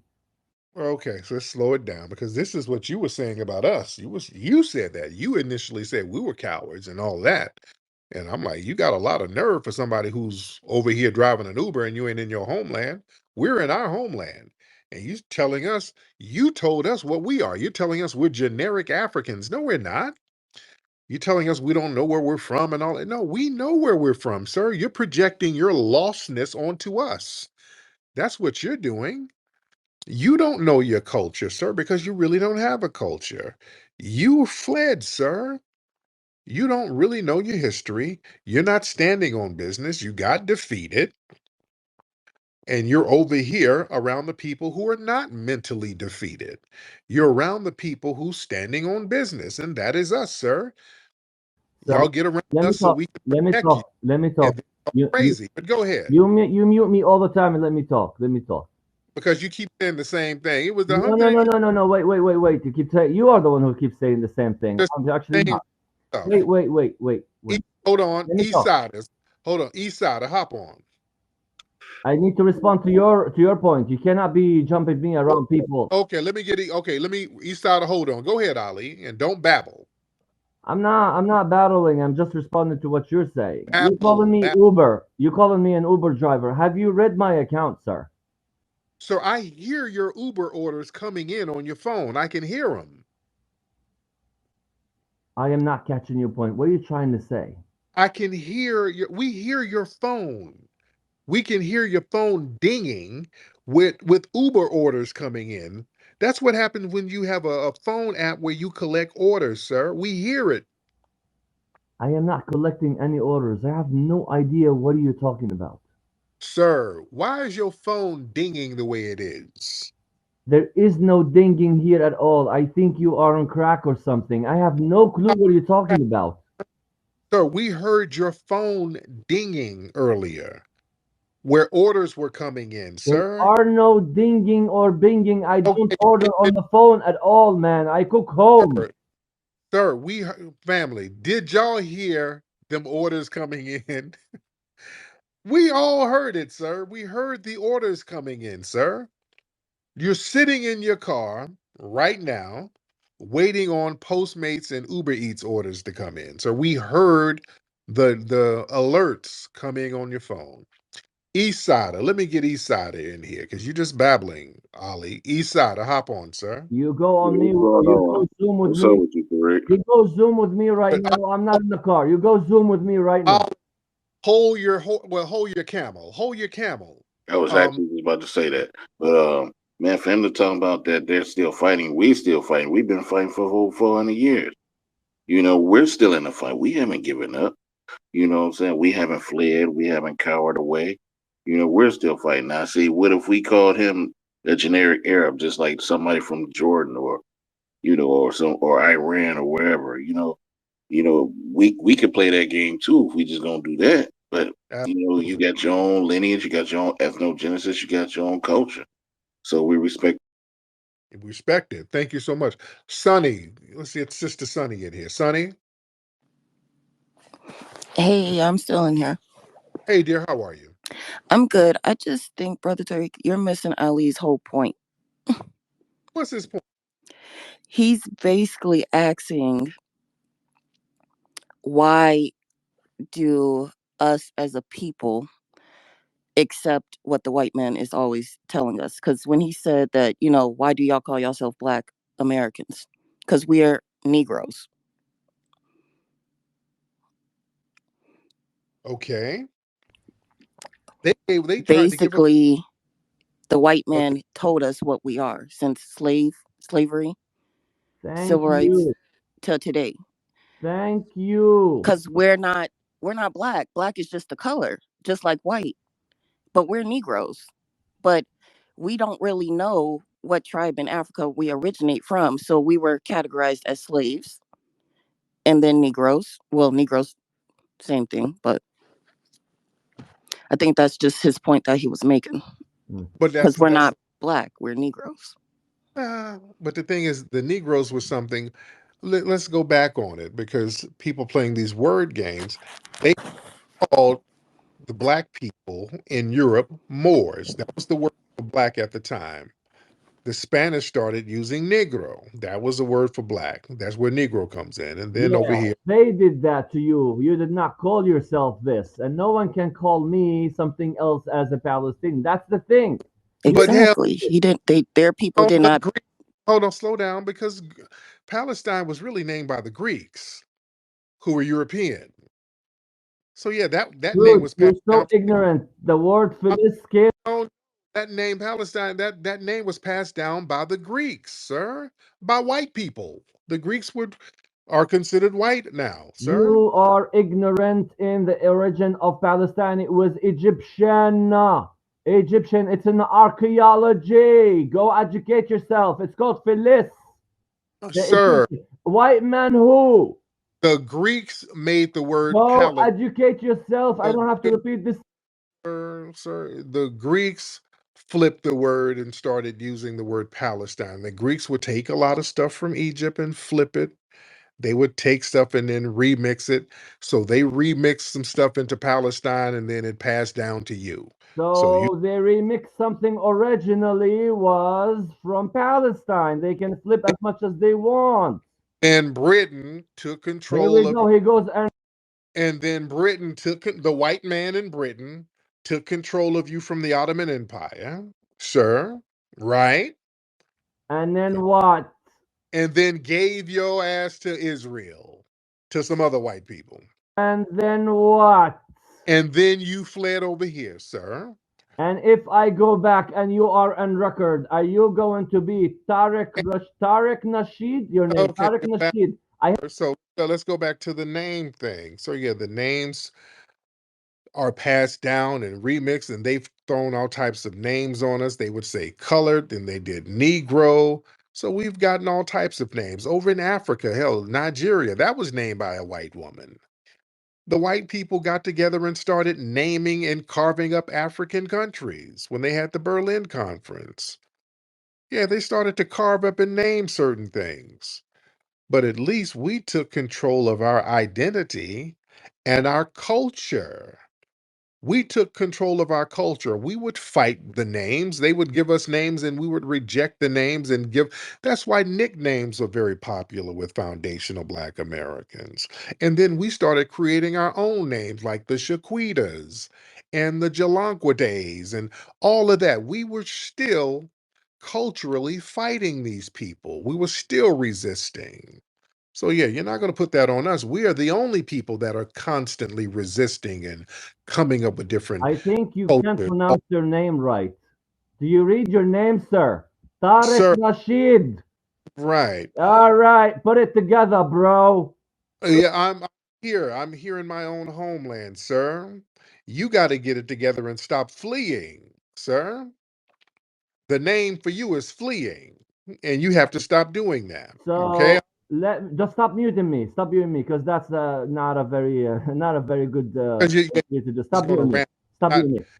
you're not really making. You're I just saying. have you on record. If I go home, Tariq Nasheed, I will be the Palestinian free man, and you will be the Negro. Deal or not? I don't know what that means, and they call you I am sand. making you. I'm making a deal. Call you sand Negroes, or not even. They say it with a hard er. So that's what they call you, sir. They call you Negroes So you too, love being called Negro and calling and others Negro. and you love fleeing, sir. You ain't in your homeland that was remixed by the white supremacists. You ain't over there now. You over here, sir. Pointing your finger at the people who didn't flee. Interesting. All right, Ollie. Let me talk to Sonny. I'll talk to her because yeah, you just saying the same thing. Sonny, go ahead. Sonny, where you at, dear? Sonny, where you at, beloved? Sonny, I'm still here. there you go. But yeah, you see the fallacy in his argument though. I do, because you sit here and say that he's fleeing from his homeland, but we don't even have a homeland to go back to or to trace back to. Who don't have a homeland? Negro Americans. The hell we don't. This is our homeland. Mine. I don't know where you from. This is my homeland. And that I do understand, because a lot of us was here before they told us this story of how they sent millions of us across the ocean, which is not Yeah, true. yeah. This is 100% my homeland. I agree, because the state of California, the history of California, there was a lot of Negro people there. Absolutely. The Mojave, the Ohlone Indians. These are the black ass tribes. This is our homeland. When they dig up archaeological records, it's black people they're digging up over here who look just like us. Lucia woman, just like us. And they dig all over the North, South, and Central America continents. There's black people in this soil. So all that we don't have a homeland. Now, this is our homeland. It's mine. I don't know about yours. If I don't know what your lineage is, beloved. Well, my dad's from New York, so he's from here. Yeah. But I think we're just missing Ali's point overall, because you're saying that, he's fleeing from over here, but their people, they still stand 10 toes down, regardless of whatever, through all the centuries. They didn't have, slavery. Their people didn't go through what we went through. Yeah, but we definitely had an ethnogenesis, but yeah, they're going through some worse shit. They're getting bombed to smithereens over there. Unfortunately, that's an unfortunate thing. And they're still standing strong. They're still coming over here and taking over stuff. I see so many Palestinian businesses compared to Negro businesses. They're coming over here and running our shit. How are they standing strong and they that's a contradiction. How are they standing strong and they coming over here? After, That, I think that one lady brought up like the bombing in Oklahoma back in like yeah, the early 1900s. yeah, but that's not coming over here and getting benefits that we fight for them because they're coming over here getting all types of minority set asides that we done damn fought for. So how is that them standing 10 toes down? I mean, we allow it though. Why aren't we standing up for it? Because that was That's what I'm what saying. we're When this is entitled what I'm to. talking. Mhm. That's what I'm saying. That's what we need. That's what And I think that point Ali was trying to make, that the white man is the reason why. that they're over here doing what they're doing because we're not doing anything to stop it. We're still being a slave to the white man, letting them define who we are and calling the shots on our quote unquote homeland. Explain how. When you go and look, when you see the Free Palestine protests on college campuses, that's them coming over here and taking over in a sense. Who with the how are they taking over by having protests? Who are they Because if taking? we're foundational Negro Americans, we're still allowing other outsiders that are not from this land, regardless, to come over here and take what is entitled to us. Like we say we want reparations. I would be good if we just didn't have to pay taxes. But But what are we they? Okay, you still, over. What are they taking over? Liquor stores and gas stations? What are I they mean, taking that's a over? lot. That's where all the niggas be at in the hood, if you ask me. Okay, but that ain't taking over. You taking over I don't Dusty, know. I don't know. I can say 5 Black people that I know personally that own a liquor store or a franchise, but they do. right? And that's not that big of a flex. You got black I people mean, who own, but they're creating generational wealth that we should have been creating after they integrated us in the 60s. I but think okay, you that was the biggest downfall of the Negro population when Martin Luther King put that taking bullshit into play. sweetie, but taking over by owning some damn funky ass liquor stores. I mean, that That ain't funky flex. liquor store or gas station probably pulls in $1 million Uh, a uh, yearly. You never know. okay, but And then what? I see my people, because I'm What's out the here in Illinois. hold on? What's the Palestinian Tyler Perry? Because we got phenomenal black people over here. What's the Palestinian version of a Tyler Perry? They wouldn't have one because Tyler Perry's gay. They don't play that shit. Yeah, okay, gay or not. I'm talking about success, not what they do in the Well, bedroom. no, the image of Tyler Perry, Medea, it's a grown ass man putting on a dress. Okay. And I think that Oh was yeah, like you a start okay, of okay, Pandora's box. okay, you can't say okay, these people owning these little funky janky liquor stores selling poison. That's not no But damn our better. people are consuming the poison just like the crack. All right, but yeah, but they don't have a moral high ground, ma'am. You're making it seem like they have some kind of moral high ground, but you just said they got the liquor store game on lock. So you can't use the moral high ground argument. You see? So what's the equivalent of a successful black person like us? A lot of successful black people over here. What's the Palestinian version of a Tyler Perry or an Oprah or no? Those are just like one-off situations because we don't have one. They have like set standards. They don't have the issues we have, and we've been here for hundreds of years, is what I'm trying to say. They got here, what, 50 years ago, and they're running laps around our people What laps are they running around us, dear? I got economically. no, they're not. They got a couple of liquor stores. They're not running economic laps around us. No, If they're you not. look at all the categories, we're losing in every one of them, though. I want to know where the Palestinian Fortune 500 people, where are all these laps they're running around us, dear? Liquor stores? That's a way to create generational wealth. I don't know not one Black person that owns a liquor store. Right. Well, Yeah, down south, I'm sorry. I lived in Florida. I did see that down south. right. Well, there's some of us who own liquor brands, but yeah, they're not liquor stores per se. We're not really trying to sit up in a store behind a cash register. That's not a flex for us. I mean, Different things, man. if you want to go work for a white Them, man or a them still Fortune them 500 company, but them sitting up here selling cigarellos and running laps. All right. sounds like an easy life. It sounds simple. And I Yeah, think us as a people, we just make life complicated for how ourselves how do we make it complicated, dear? because you can have a simple business just like they do instead of going to work for someone that's not even like there's no Black people that own corporate America like white people do. So we're technically still going back to the plantation every day if you go to work for a white man. Yeah, we got the Bob But Downs. they We got work for themselves and they support each other. We could have been had a new Black Wall Street, regardless of the feds coming in and bombing Oklahoma back in the early 1900s. We could have been rebuilt. But Black people tend to sit down and listen after getting their ass whooped. Just like the Oklahoma, was it 1912 or something like that, like 100 years ago when that bombing happened. What happened? They wanted to integrate with white people. That's black people's problem.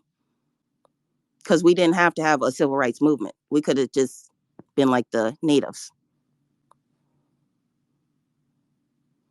But black Okay. people, I don't think they thought that far into the future, when it came to economics, because we were doing good out of slavery. We were doing great, actually. And if we're the culture and all these things that you say, we're not Mm-hmm. the ones that's getting monetized. That's the white man. They're getting monetized and paid for our culture and Who? influence.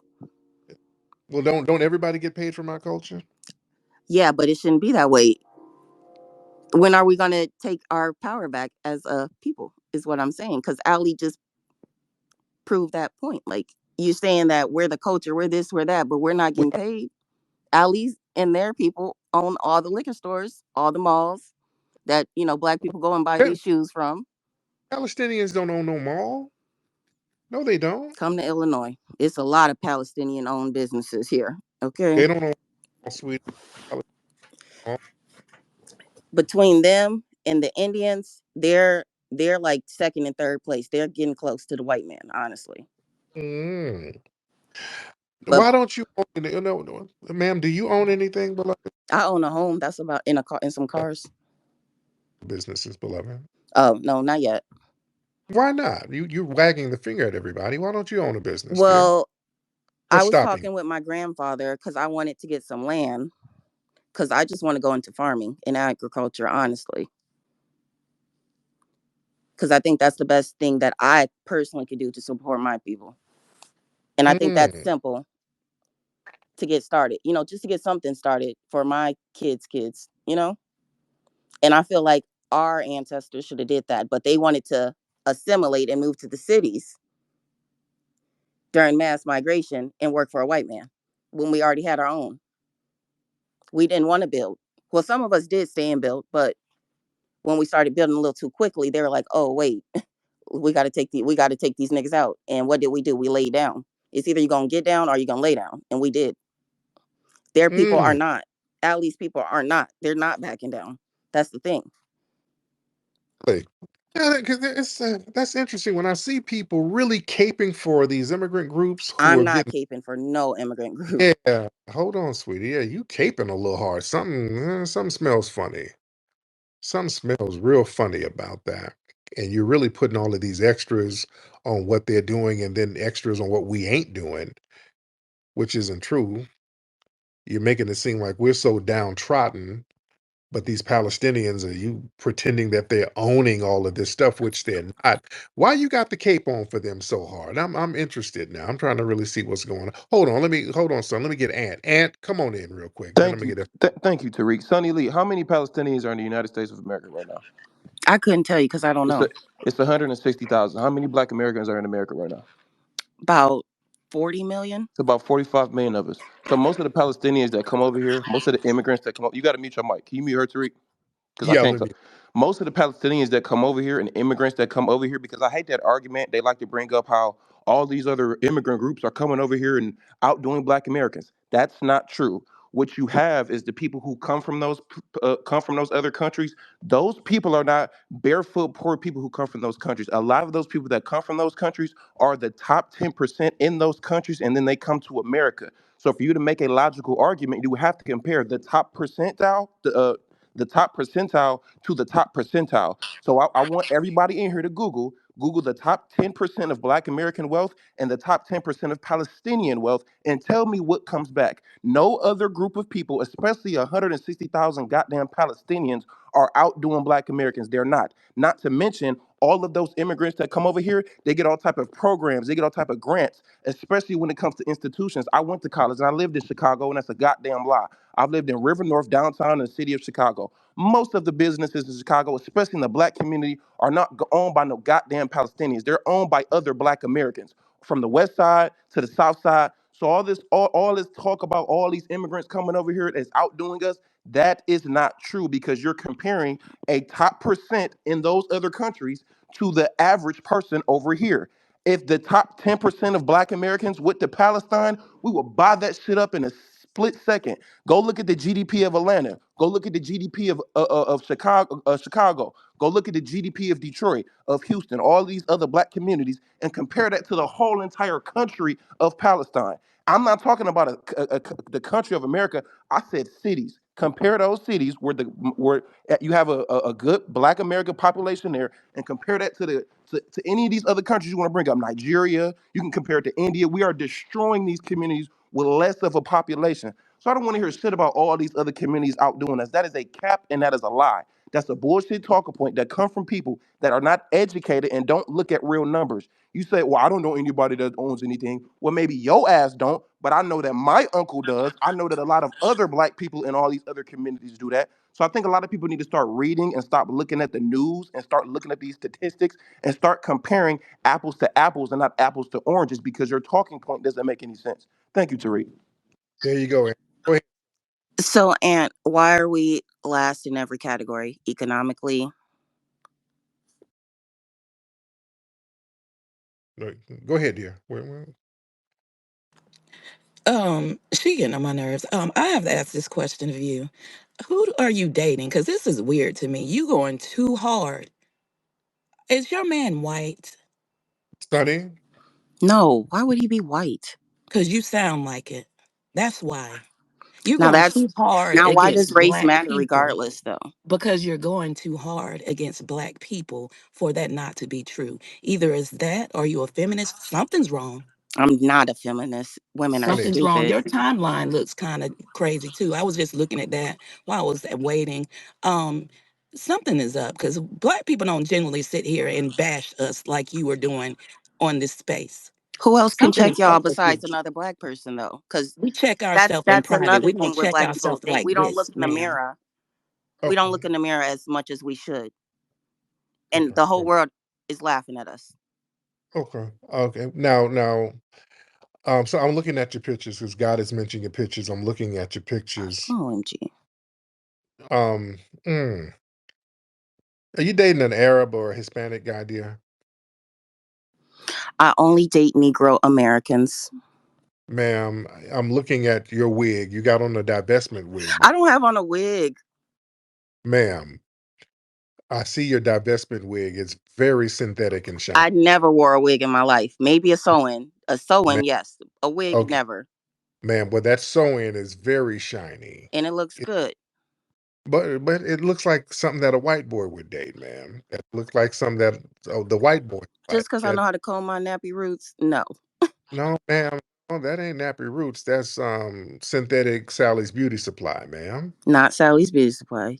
Try again. Hey, ma'am, do you date? And I'm looking at your page, and you kind of got a little white boy love going on here. I never, no. Oh, okay, man. We with some bedwench vibes going on there, Sonny. And so, are your family? They all from the American South, beloved? No, my dad's side is from New York. And then my mother's side is from Mississippi. Okay. Where was your dad before he was in New York? Where was his family?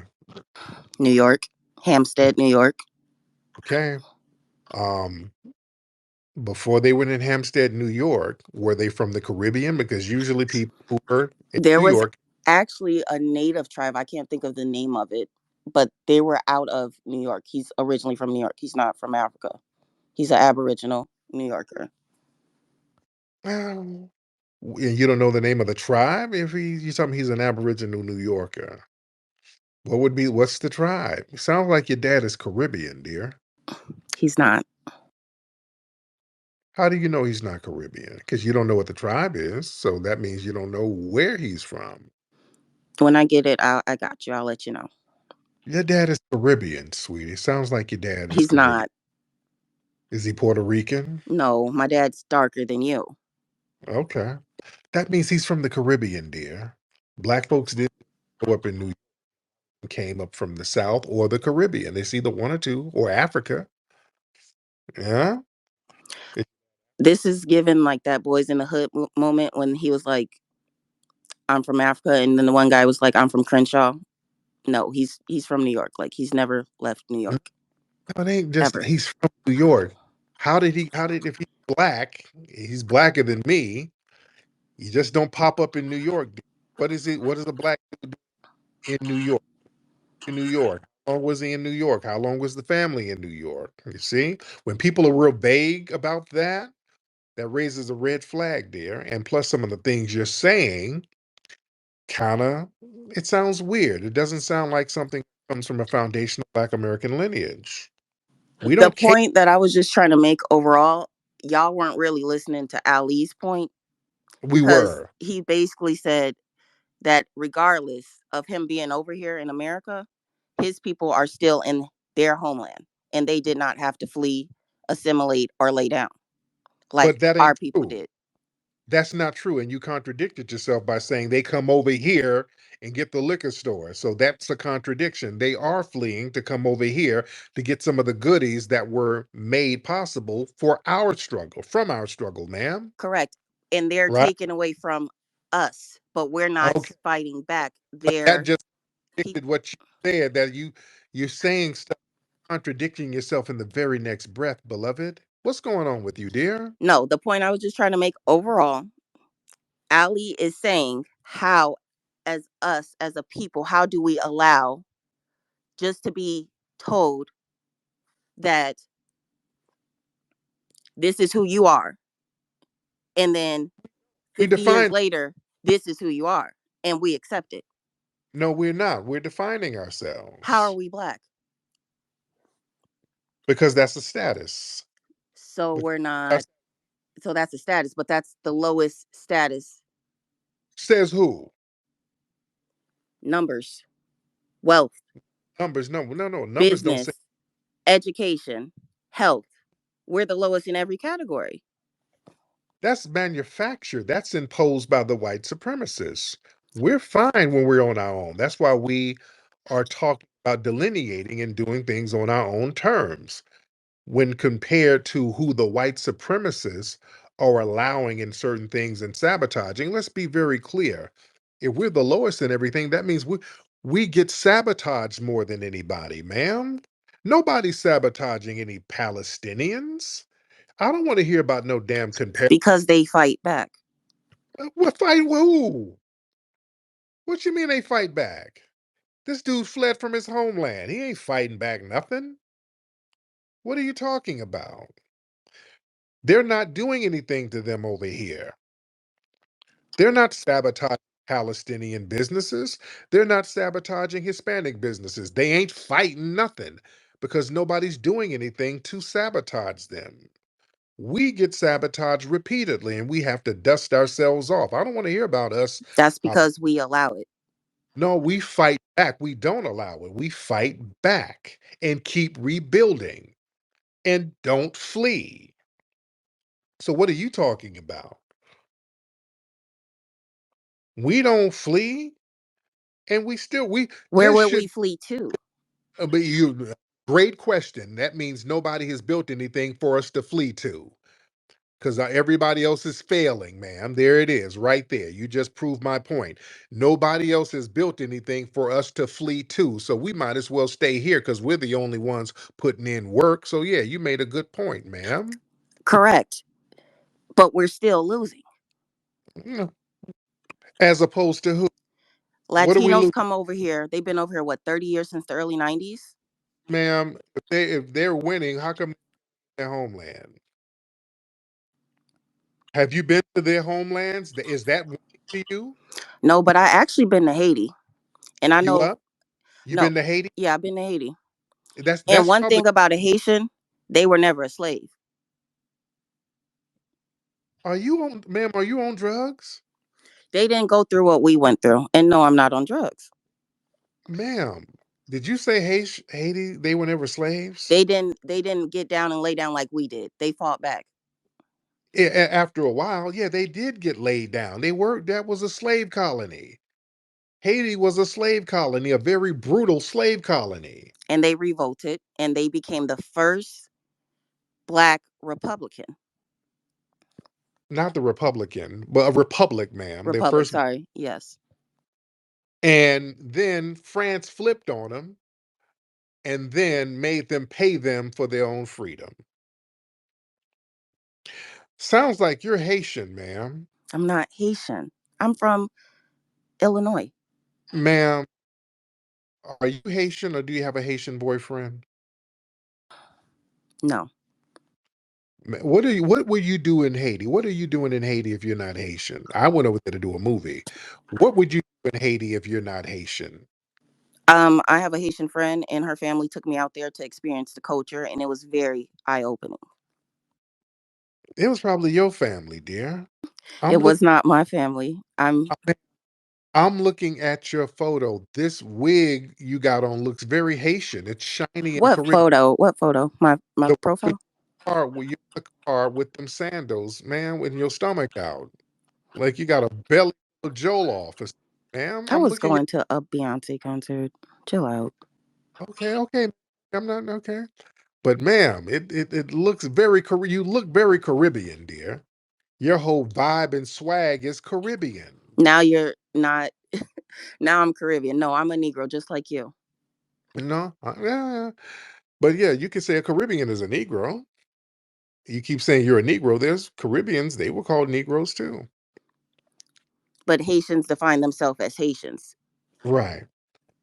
But man, Foundational Black Americans were told that they were Black Americans, is what Ali was trying to say. And he was basically asking, why do we allow that? Why do we accept that? Because that's not well, they who we well are. they well, they tell us a whole bunch of things. They tell us we're colored, and they told us we were African American. They tell us a whole bunch of stuff, and we said, "Hey, black is cool." We made black fly globally. We made black a cool thing.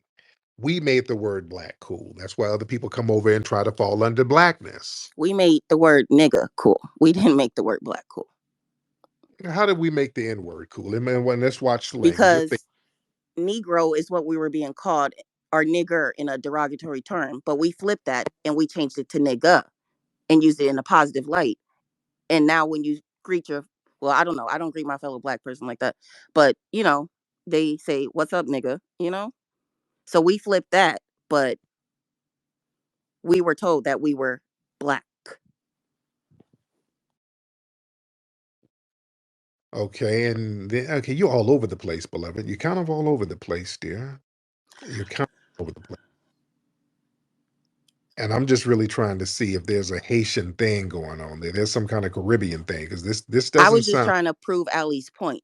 That's the thing. We y- were told who we were. We did not establish that. And you're saying that he came over here fleeing, Yes, he did. which may be true, but he's getting paid. Like he's getting monetary gains over here, and then he's going to take his money and his wealth back to his homeland and build. This is an immigrant talking. This is immigrant talk, ma'am. You I'm you not got an immigrant in any way, shape, or form, and I'm actually highly. got an immigrant background for you to sit up here and you're projecting. You don't know what kind of money that man has. That man is in an Uber. He's clearly driving some Uber, but you're trying to make believe he's making all this money. Why you got some kind of camaraderie with him, and that would only be if you're like a fellow immigrant and you have an immigrant background, dear. I've never seen this man a day in my life or heard But him a day in my but life. that's right, babe, because there's a camaraderie of immigration there. You wouldn't be stumping for this random guy who fled so hard. Well, let me get Ant. Ant, hop in, brother.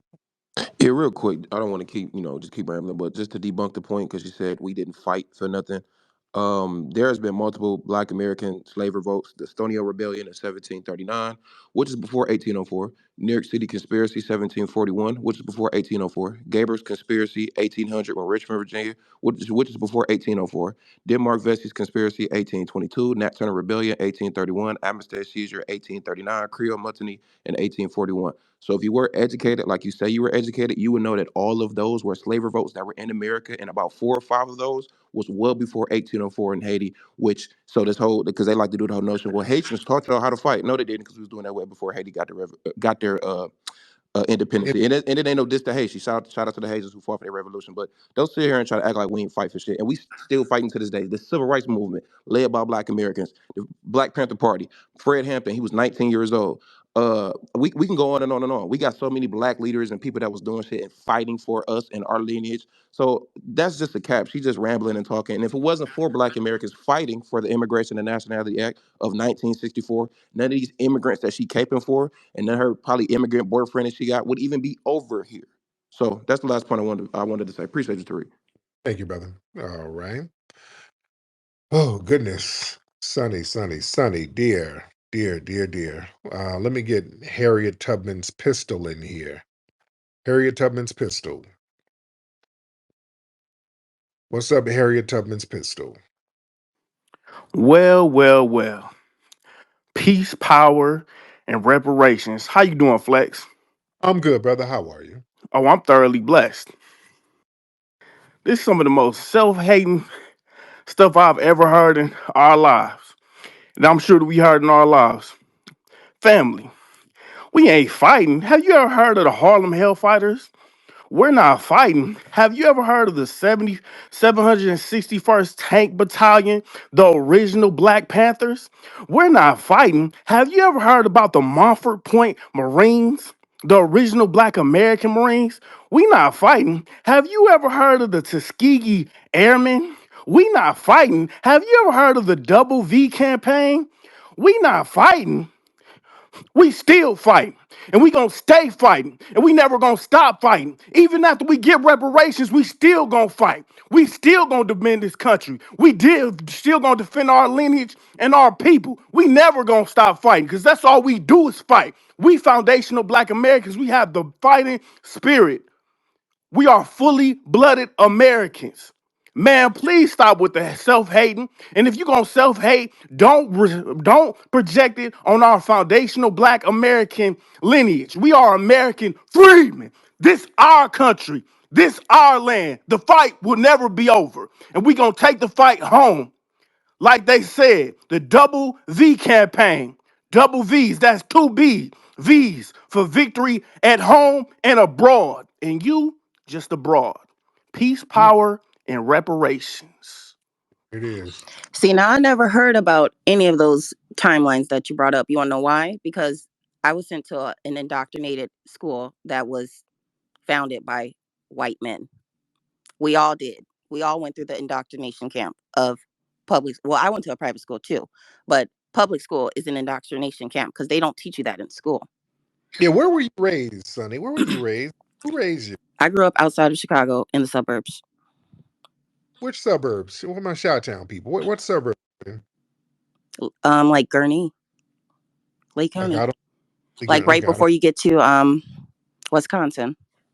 because yeah, they didn't teach you nothing. Your family didn't teach you nothing up there. Because yeah, you don't know nothing about history. I mean, They that history was hidden from us for how long? well, this is what I'm saying. I'm trying to see what your lineage is. Because And Chicago, according to history, we took how many L's? Because we that wasn't successful. That was history. Yeah, it happened, but what was successful? Nothing. yeah, the fact that we're alive and still being able to do well now, that was successful, man. We didn't let these people defeat us completely. That was successful, man. You can't sit up and talk about how the Haitian Revolution was successful and then they got defeated again. But they And then come you over here and they build. feel what? They have their own businesses. I've seen a lot of Haitian daycares. They start Where? their own companies. They Name get them. into healthcare. Name them. Name the prosperous Haitian They neighborhoods. start And Little Haiti out in Miami. That's prosperous. say Little Miami. I mean, Little Haiti is prosperous, ma'am. Have you been to They Little have a Haiti? Little Africa too. I think in Georgia somewhere too. Little Haiti is prosperous in Florida, ma'am. Really? I mean, but they still came over here and built. Is my point. Where Prosperous? is our Black Wall Street? Sweetie, prosperous. Well, we got great black areas in Atlanta and Dallas and Houston. We got phenomenal black areas, man. But you said Little Miami. I mean, Little Haiti is That's just prosperous. an example. And that's not a good example, But they beloved. still have something. I mean, That ain't really prosperous. What? How do you measure prosperity, ma'am? How do you how do you measure? Wait, Wealth, Kanye, what happened? generational wealth. No, what you're talking about is symbolism, right? And this is how I know you don't know anything about Miami, right? Because they call it Dade. That's the first thing. And the second thing about it is that's the slums. That's Is like where Yeah. there you slum go. though? That's the Is there listen, slum though? ma'am. Listen, take a step back, deep breaths. We're gonna make it through this, right? When you talk about black communities, especially in Atlanta, we'll just use Atlanta for example, right? There's a place called Stonecrest right outside Atlanta. They literally have the term Black Wall Street. It's literally named. It's founded by a man out of Detroit with his own money. Black American brother. Shout out to him.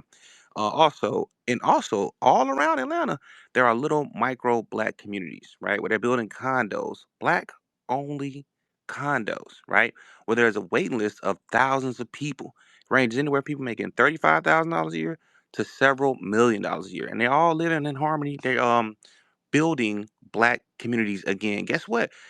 We tend to be able to do a whole lot when the government doesn't send planes to bomb us and sabotage us.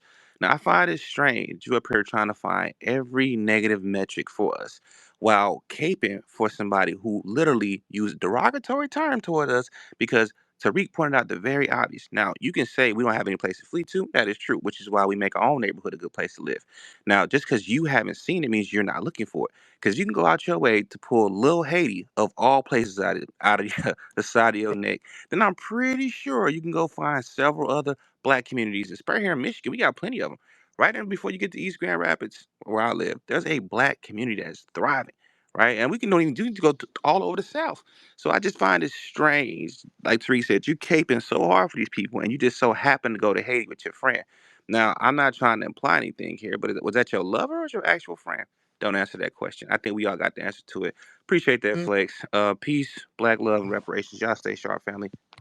thank you so much, brother. Go ahead, Sonny. Where you at, beloved? No, you go ahead, Tariq. Yeah. Yeah, Sonny. Yeah, something is going on there. Is not passing the smell test with you. And it's very interesting. You're caping real hard for immigrants. I'm not.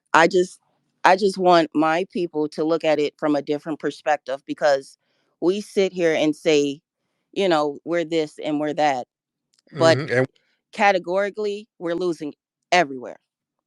And if we don't, well, we should have been to control by now. I don't know. what I don't know. what are we losing, dear? In every category, especially when it comes to building generational wealth because if they could come over here, if an Asian can come over here, start a business and within 10 years be rich enough to start their own community within our land, what are we doing? We're losing. That's what we're doing. Because that's what they do and that's what they've been doing. In the past 3 years, 21 million illegal migrants came over here. You don't think they're Well, out here building? they're not being sabotaged, ma'am. They're not being sabotaged. Okay, so what is sabotaging us at this day and age in 2024? The white supremacists and these same immigrants that you're caping for, because we're The starting to white see that. supremacist. So it's always going to be the white man. That's Ali's point. It's always going to be the white Mhm. man. So if we don't fight back or eliminate the white man, I don't know how we do that, but or start our own, we'll never be nothing more than losers. And how come you haven't done it, dear? That's what we asked you before. How come you haven't done it? I'm the first in my family to be a homeowner. Mm-hmm. That's a way to generational wealth. And that's Mm. just the tip of the iceberg because my mom she didn't do that. So that's just like a simple reason on how our people don't I don't see why we don't get it. We're losing in every category. But they're coming over here and taking our shit. Family, how do y'all? I'm gonna post a tweet that you made. Family, how do I post in the jumbotron? I'm a little computer Did I nonsense. make it or did I retweet it? No, you made a tweet. I want to ask you about this tweet. Okay, because Uh, my tweets are wild, so I don't know. okay, family, how do I do this? Okay, God damn it. Yeah, somebody help me real quick. Hop on. Who can help me real quick? How to post something? Hold on. How do I post? I want to post some in the Jumbotron real quick. How do I do this? I'm looking around. How do I do this? Let me get Miss G to help me out. Miss G, how do I post in the Jumbotron? What do I push? I'm trying to post in the Jumbotron and I don't know what to push. Miss G? Hey, what's up, Tariq? This chick is on my nerves. So, but if you want to post something on your jumbotron, you put it in the chat, in your little purple chat at the bottom or whatever color it is, and then you share it from there. I can put it up there since I'm on the stage. Let me try it like this. Okay, let me try. Okay, let me see. Okay, there we go. Let me post it in. Okay, how do I do this? Okay, so then I post it in the Jumbo. Okay, how do I put in the Jumbotron? Okay, You push, uh, yep, you push that. did he go in there? Hold on. God damn. It looks like Okay, hilarious. You gotta push. Hold on, you. It's like a little arrow on the bottom right hand corner. think it's in there. Post share. Okay, I think it's in there. There it is. Okay. It's like that. Yeah. I just put it up there too. I got I think I did. Oh yeah, you did it. All right, good. like an old nigga, but there you go. Ooh, how I do this here? Hey, children, how do I do this? Okay, I put up one of your tweets here. And you know why I said that tweet? Because I was in Miami. Okay, so it's Oh, like I'm looking for a fine ass Haitian. yeah, because I was in Miami at the time. Okay, man. Okay, that's your fellow Haitians. Yeah, I think you have a Haitian background, dear. I don't. No, man. I don't know. You had the cape on for Haiti and talking about little Haiti as a prosperous area, which is it's a step above a slum, and you're really caping for the immigrants, and it just sounds like it's that wig is real shiny, It's ma'am. not a wig. Yeah, ma'am. That's not natural. Natural hair don't shine like that, beloved. My real hair actually does. No, ma'am. You're not a human Barbie doll. That's Barbie doll hair. Why can't I be a Barbie? Because, ma'am, yeah, Barbies has synthetic hair. Humans are not supposed to have that. That's a This is bigger than hair because I do wear my natural hair a lot, and I love my natural hair. man, but that's a fire hazard. If some heat get on that hair, it's gonna combust and turn into flames, ma'am. That you can't walk around with synthetic wigs like that, beloved. That's not and most FBA women don't have that, beloved. That's what I'm saying. No, they have raggedy ass wigs that are in different highlighter colors, Oh Lord, no, man. and yeah, that's in crusty edges. That's Oh, what they that have. That's what if you walk around Chicago, that's all you see. I don't even wear well, wigs because I hate wigs. Like wigs are ugly. well, that might be your fellow immigrants, man. That might be some of your fellow immigrants walking around with them crunchy wigs, No, those are all the West Side Negroes. ma'am. Yeah. Where's my Chicago people? My Chicago people are like, oh hell to the no. Yeah, I think this is. I'm getting Haitian vibes, beloved. I'm getting deep, deep Haitian Anywhere, is vibes. Ali still in here? He's somewhere down here. He's somewhere down. Oh, we got Cool. She wants to get back on. Let me get her back on. On. Hold on. Cool, hop in, beloved. Hop in, dear. How old are you, little mama? 27. That's what I thought. So you're old enough to know better. You can no longer blame mama and daddy. So what I'm going to say to you, I'm actually going to address to the grown folks in the room. This is what happens, black people, when you take your kids out of our neighborhoods, put them in private schools. She used the term, she already claimed it. She knows what's happened, but she hasn't corrected the problem. She knows she was indoctrinated. She knows she wasn't taught these things. But I say to you, Sonny, now that you're a whole grown ass woman and a homeowner, the burden and responsibility is no longer mom and daddy's, it's yours. It's yours to get educated. I would suggest you start with Black as Fuck history.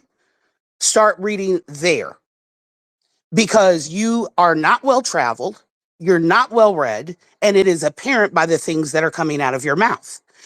You talked about little Haiti in Florida. There are lots of little mini communities like that.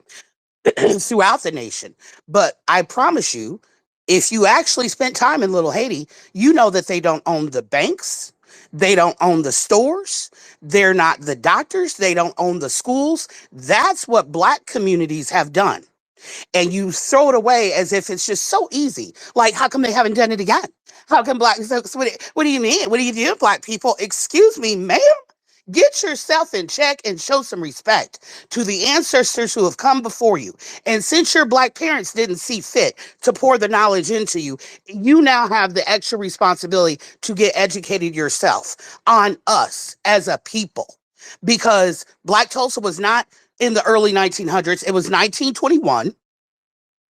It was just 103 years ago. I just brought it up. I don't know when you joined the room. I just brought it up because I'm born and bred from there. And the ancestors are still fighting to this very day. Google it, to recover. When you own everything from the banks to the schools to the housing to the doctors to the lenders, that is what creates true generational wealth. Congratulations on home ownership. Well done, you. There's a far way to go. And if you're sincere and you're not just anti-Black, which I hear a lot of anti-Black shit, you think you already said, oh, them West Side niggas. Oh, I'm better than them because I was private school. I'm a suburb, baby. I don't have no raggedy wigs.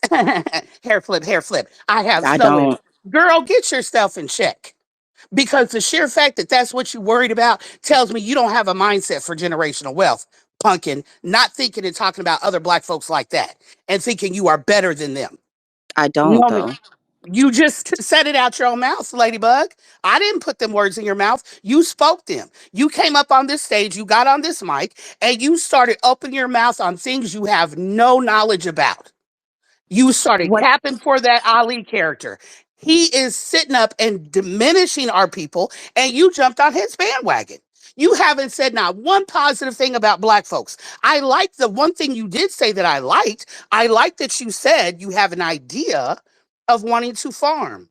That's wonderful. But I know Yes, you're not because well that's traveled because technically that tells getting me back you to have my no roots. clue as the Black farmers that are still working their asses off across this nation of ours, despite being over and over and over again subjugated, given no funding.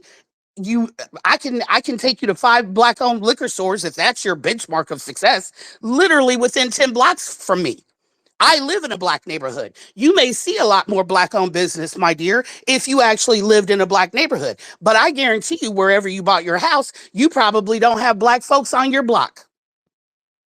You made sure of that. Hmm. Thank you so much, cool. There's another tweet we found. It was some white boy. Okay, it was a white dude and Antonio Brown, and you like white and dark chocolate. Y'all so fine. Because they are. So you okay? All right. So yeah, there's a little bedwintery spirit there. Yeah. Okay. Okay. Never been with a white man. Okay, but I don't know. You just said you were. We okay. It's all over the place. But yeah, you said the white boy was fine and the white and dark chocolate. Okay. There, y'all so fine. All right. Okay. And man, with that wig, I don't believe you weren't with a white boy. That wig is white boy ready, ma'am. I do not believe you were not with a white dude. With that wig, that's just what they like. Because it look good. But to white boys, it looks good to them. But to black men, it looks like you were in witness protection, ma'am. So is that why you kind of have an issue with the black community? Because I can tell you're not really around black people like that, ma'am. Just from Yes, your I am. I work at a hospital full of Black people.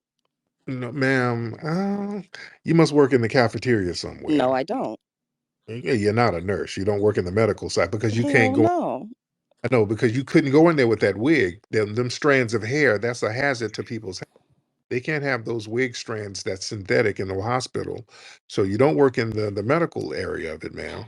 Regardless of what's on my head, that's still beyond the point. I'm still a Negro, and I know that for a fact. But I think Ali's point was I that think we Caribbean, are. you're a Caribbean Negro who's a low key bedwench. and you're just kind of spewing a lot of vitriol towards foundational Black Americans, ma'am. That's what I'm thinking, dear. Because what you're saying is just so odd. Thing is odd, and it's like you're not giving us tough love. It's contempt. And for you to give us all of this so-called tough love, but you giving a pass to people who are fleeing slums, that's not what foundational Black Americans do. You wouldn't disrespect your own lineage. How can we call ourselves fundamental Black Americans if we have no foundation? Yeah, ma'am, this is the it's found not fundamental foundation. Ma'am, we're the only people who have a real strong foundation, beloved. Who else has a stronger foundation than we do over here? Is foundation equivalent to wealth or No. economic? Like, I don't know what you mean by that then. Foundational means that you are the culture. That's what that means. Ma'am, we can get wealth. Wealth, you can get resources. That doesn't mean you're foundational. You can go and exploit people. That's what the white supremacists did.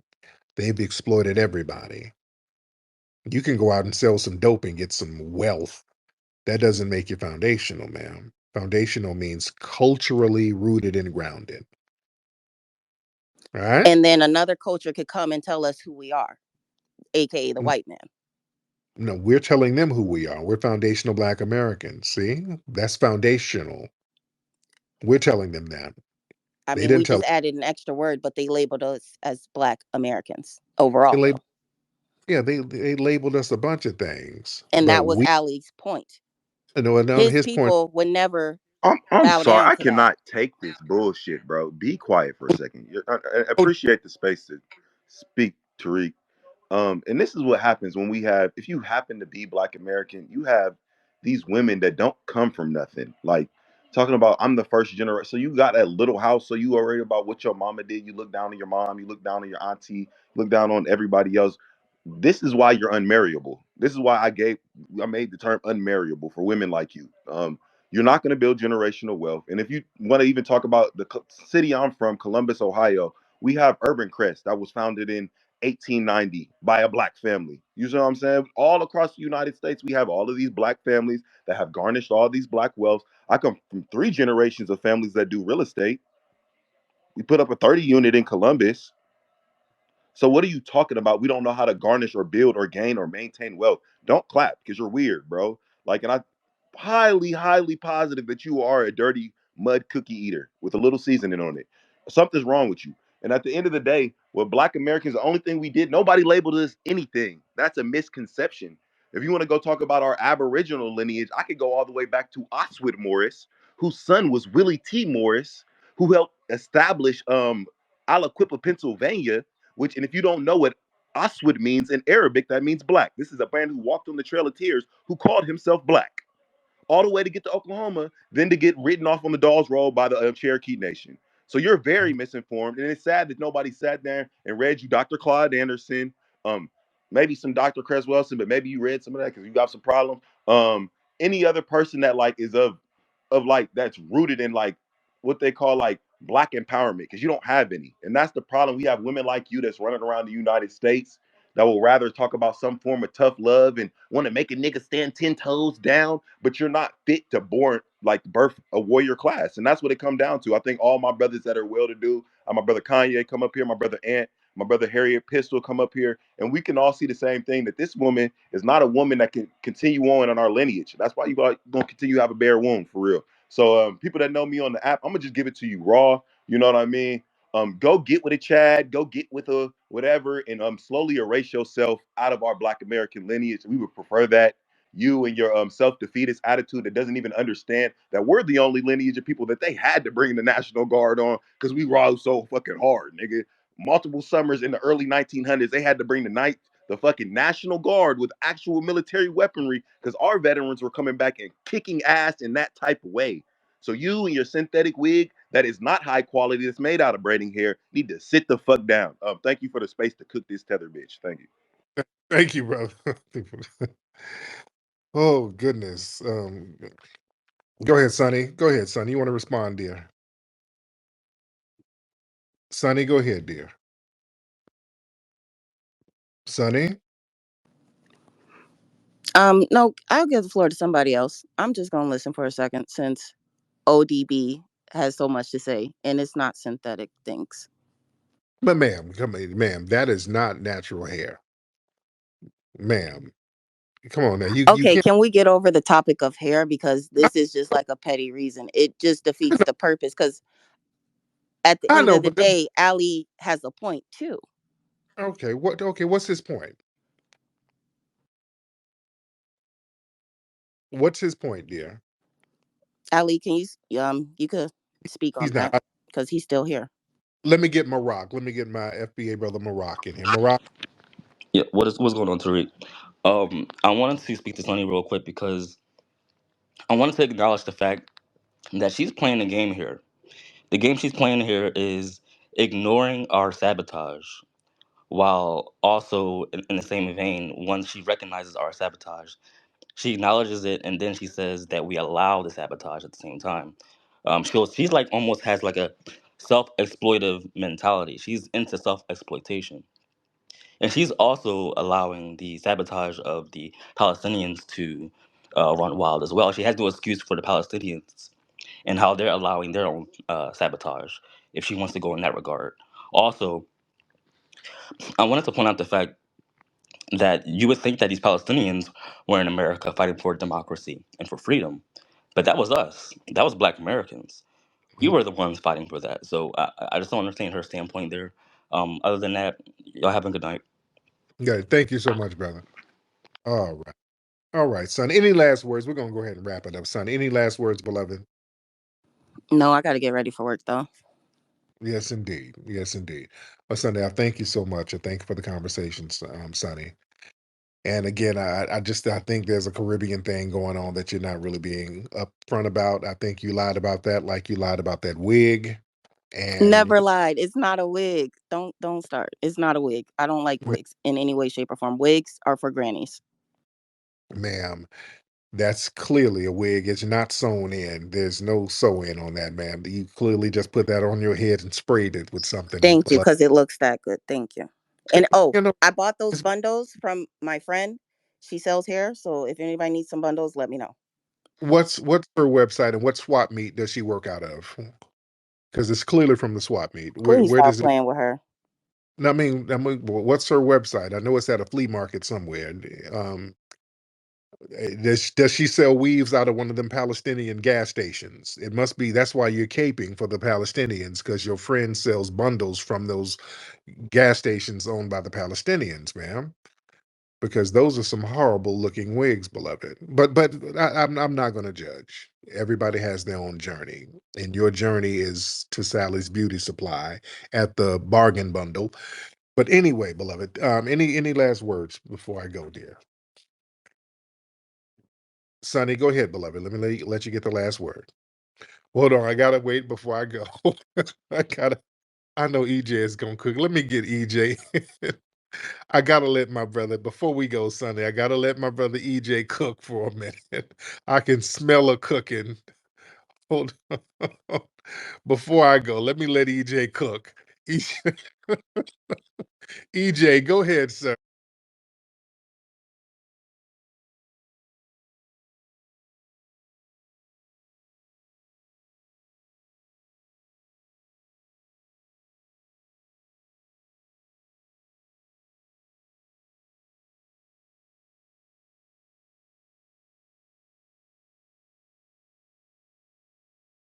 Was running real good when we had these insane asylums. So, you got people with their self hatred.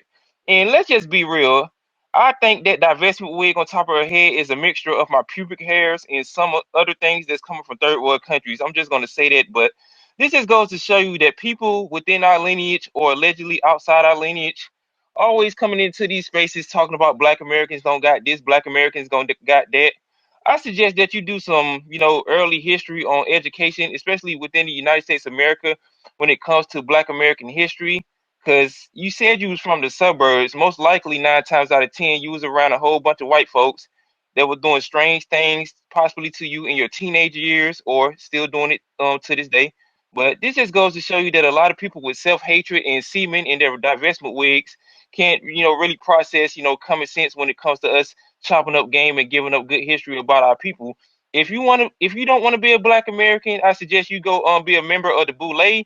You can go to one of these churches and get holy water sprayed on you and just listen to Roland Martin babble. But besides that, thank you, Tariq, for letting me come on and make sure that you snatch that divestment wig off before you let Chad pull on it. Yes, indeed. Thank you so much. All right. There it is. There it is. Okay, Sonny. All right, Sonny. Thank you so much, dear. I appreciate you we've had you on for a while.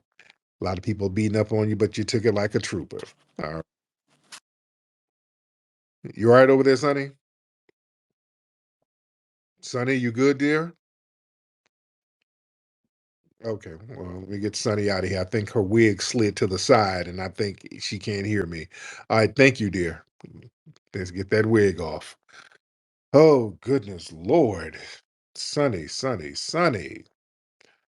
Lord, Lord, Lord. Anyway, man, y'all go to rootworkstyle.com, get the Rootwork deodorant, rootworkstyle.com, go to hiddenhistorymuseum.com, come down to the Hidden History Museum. Come on down and visit the Hidden History Museum, family.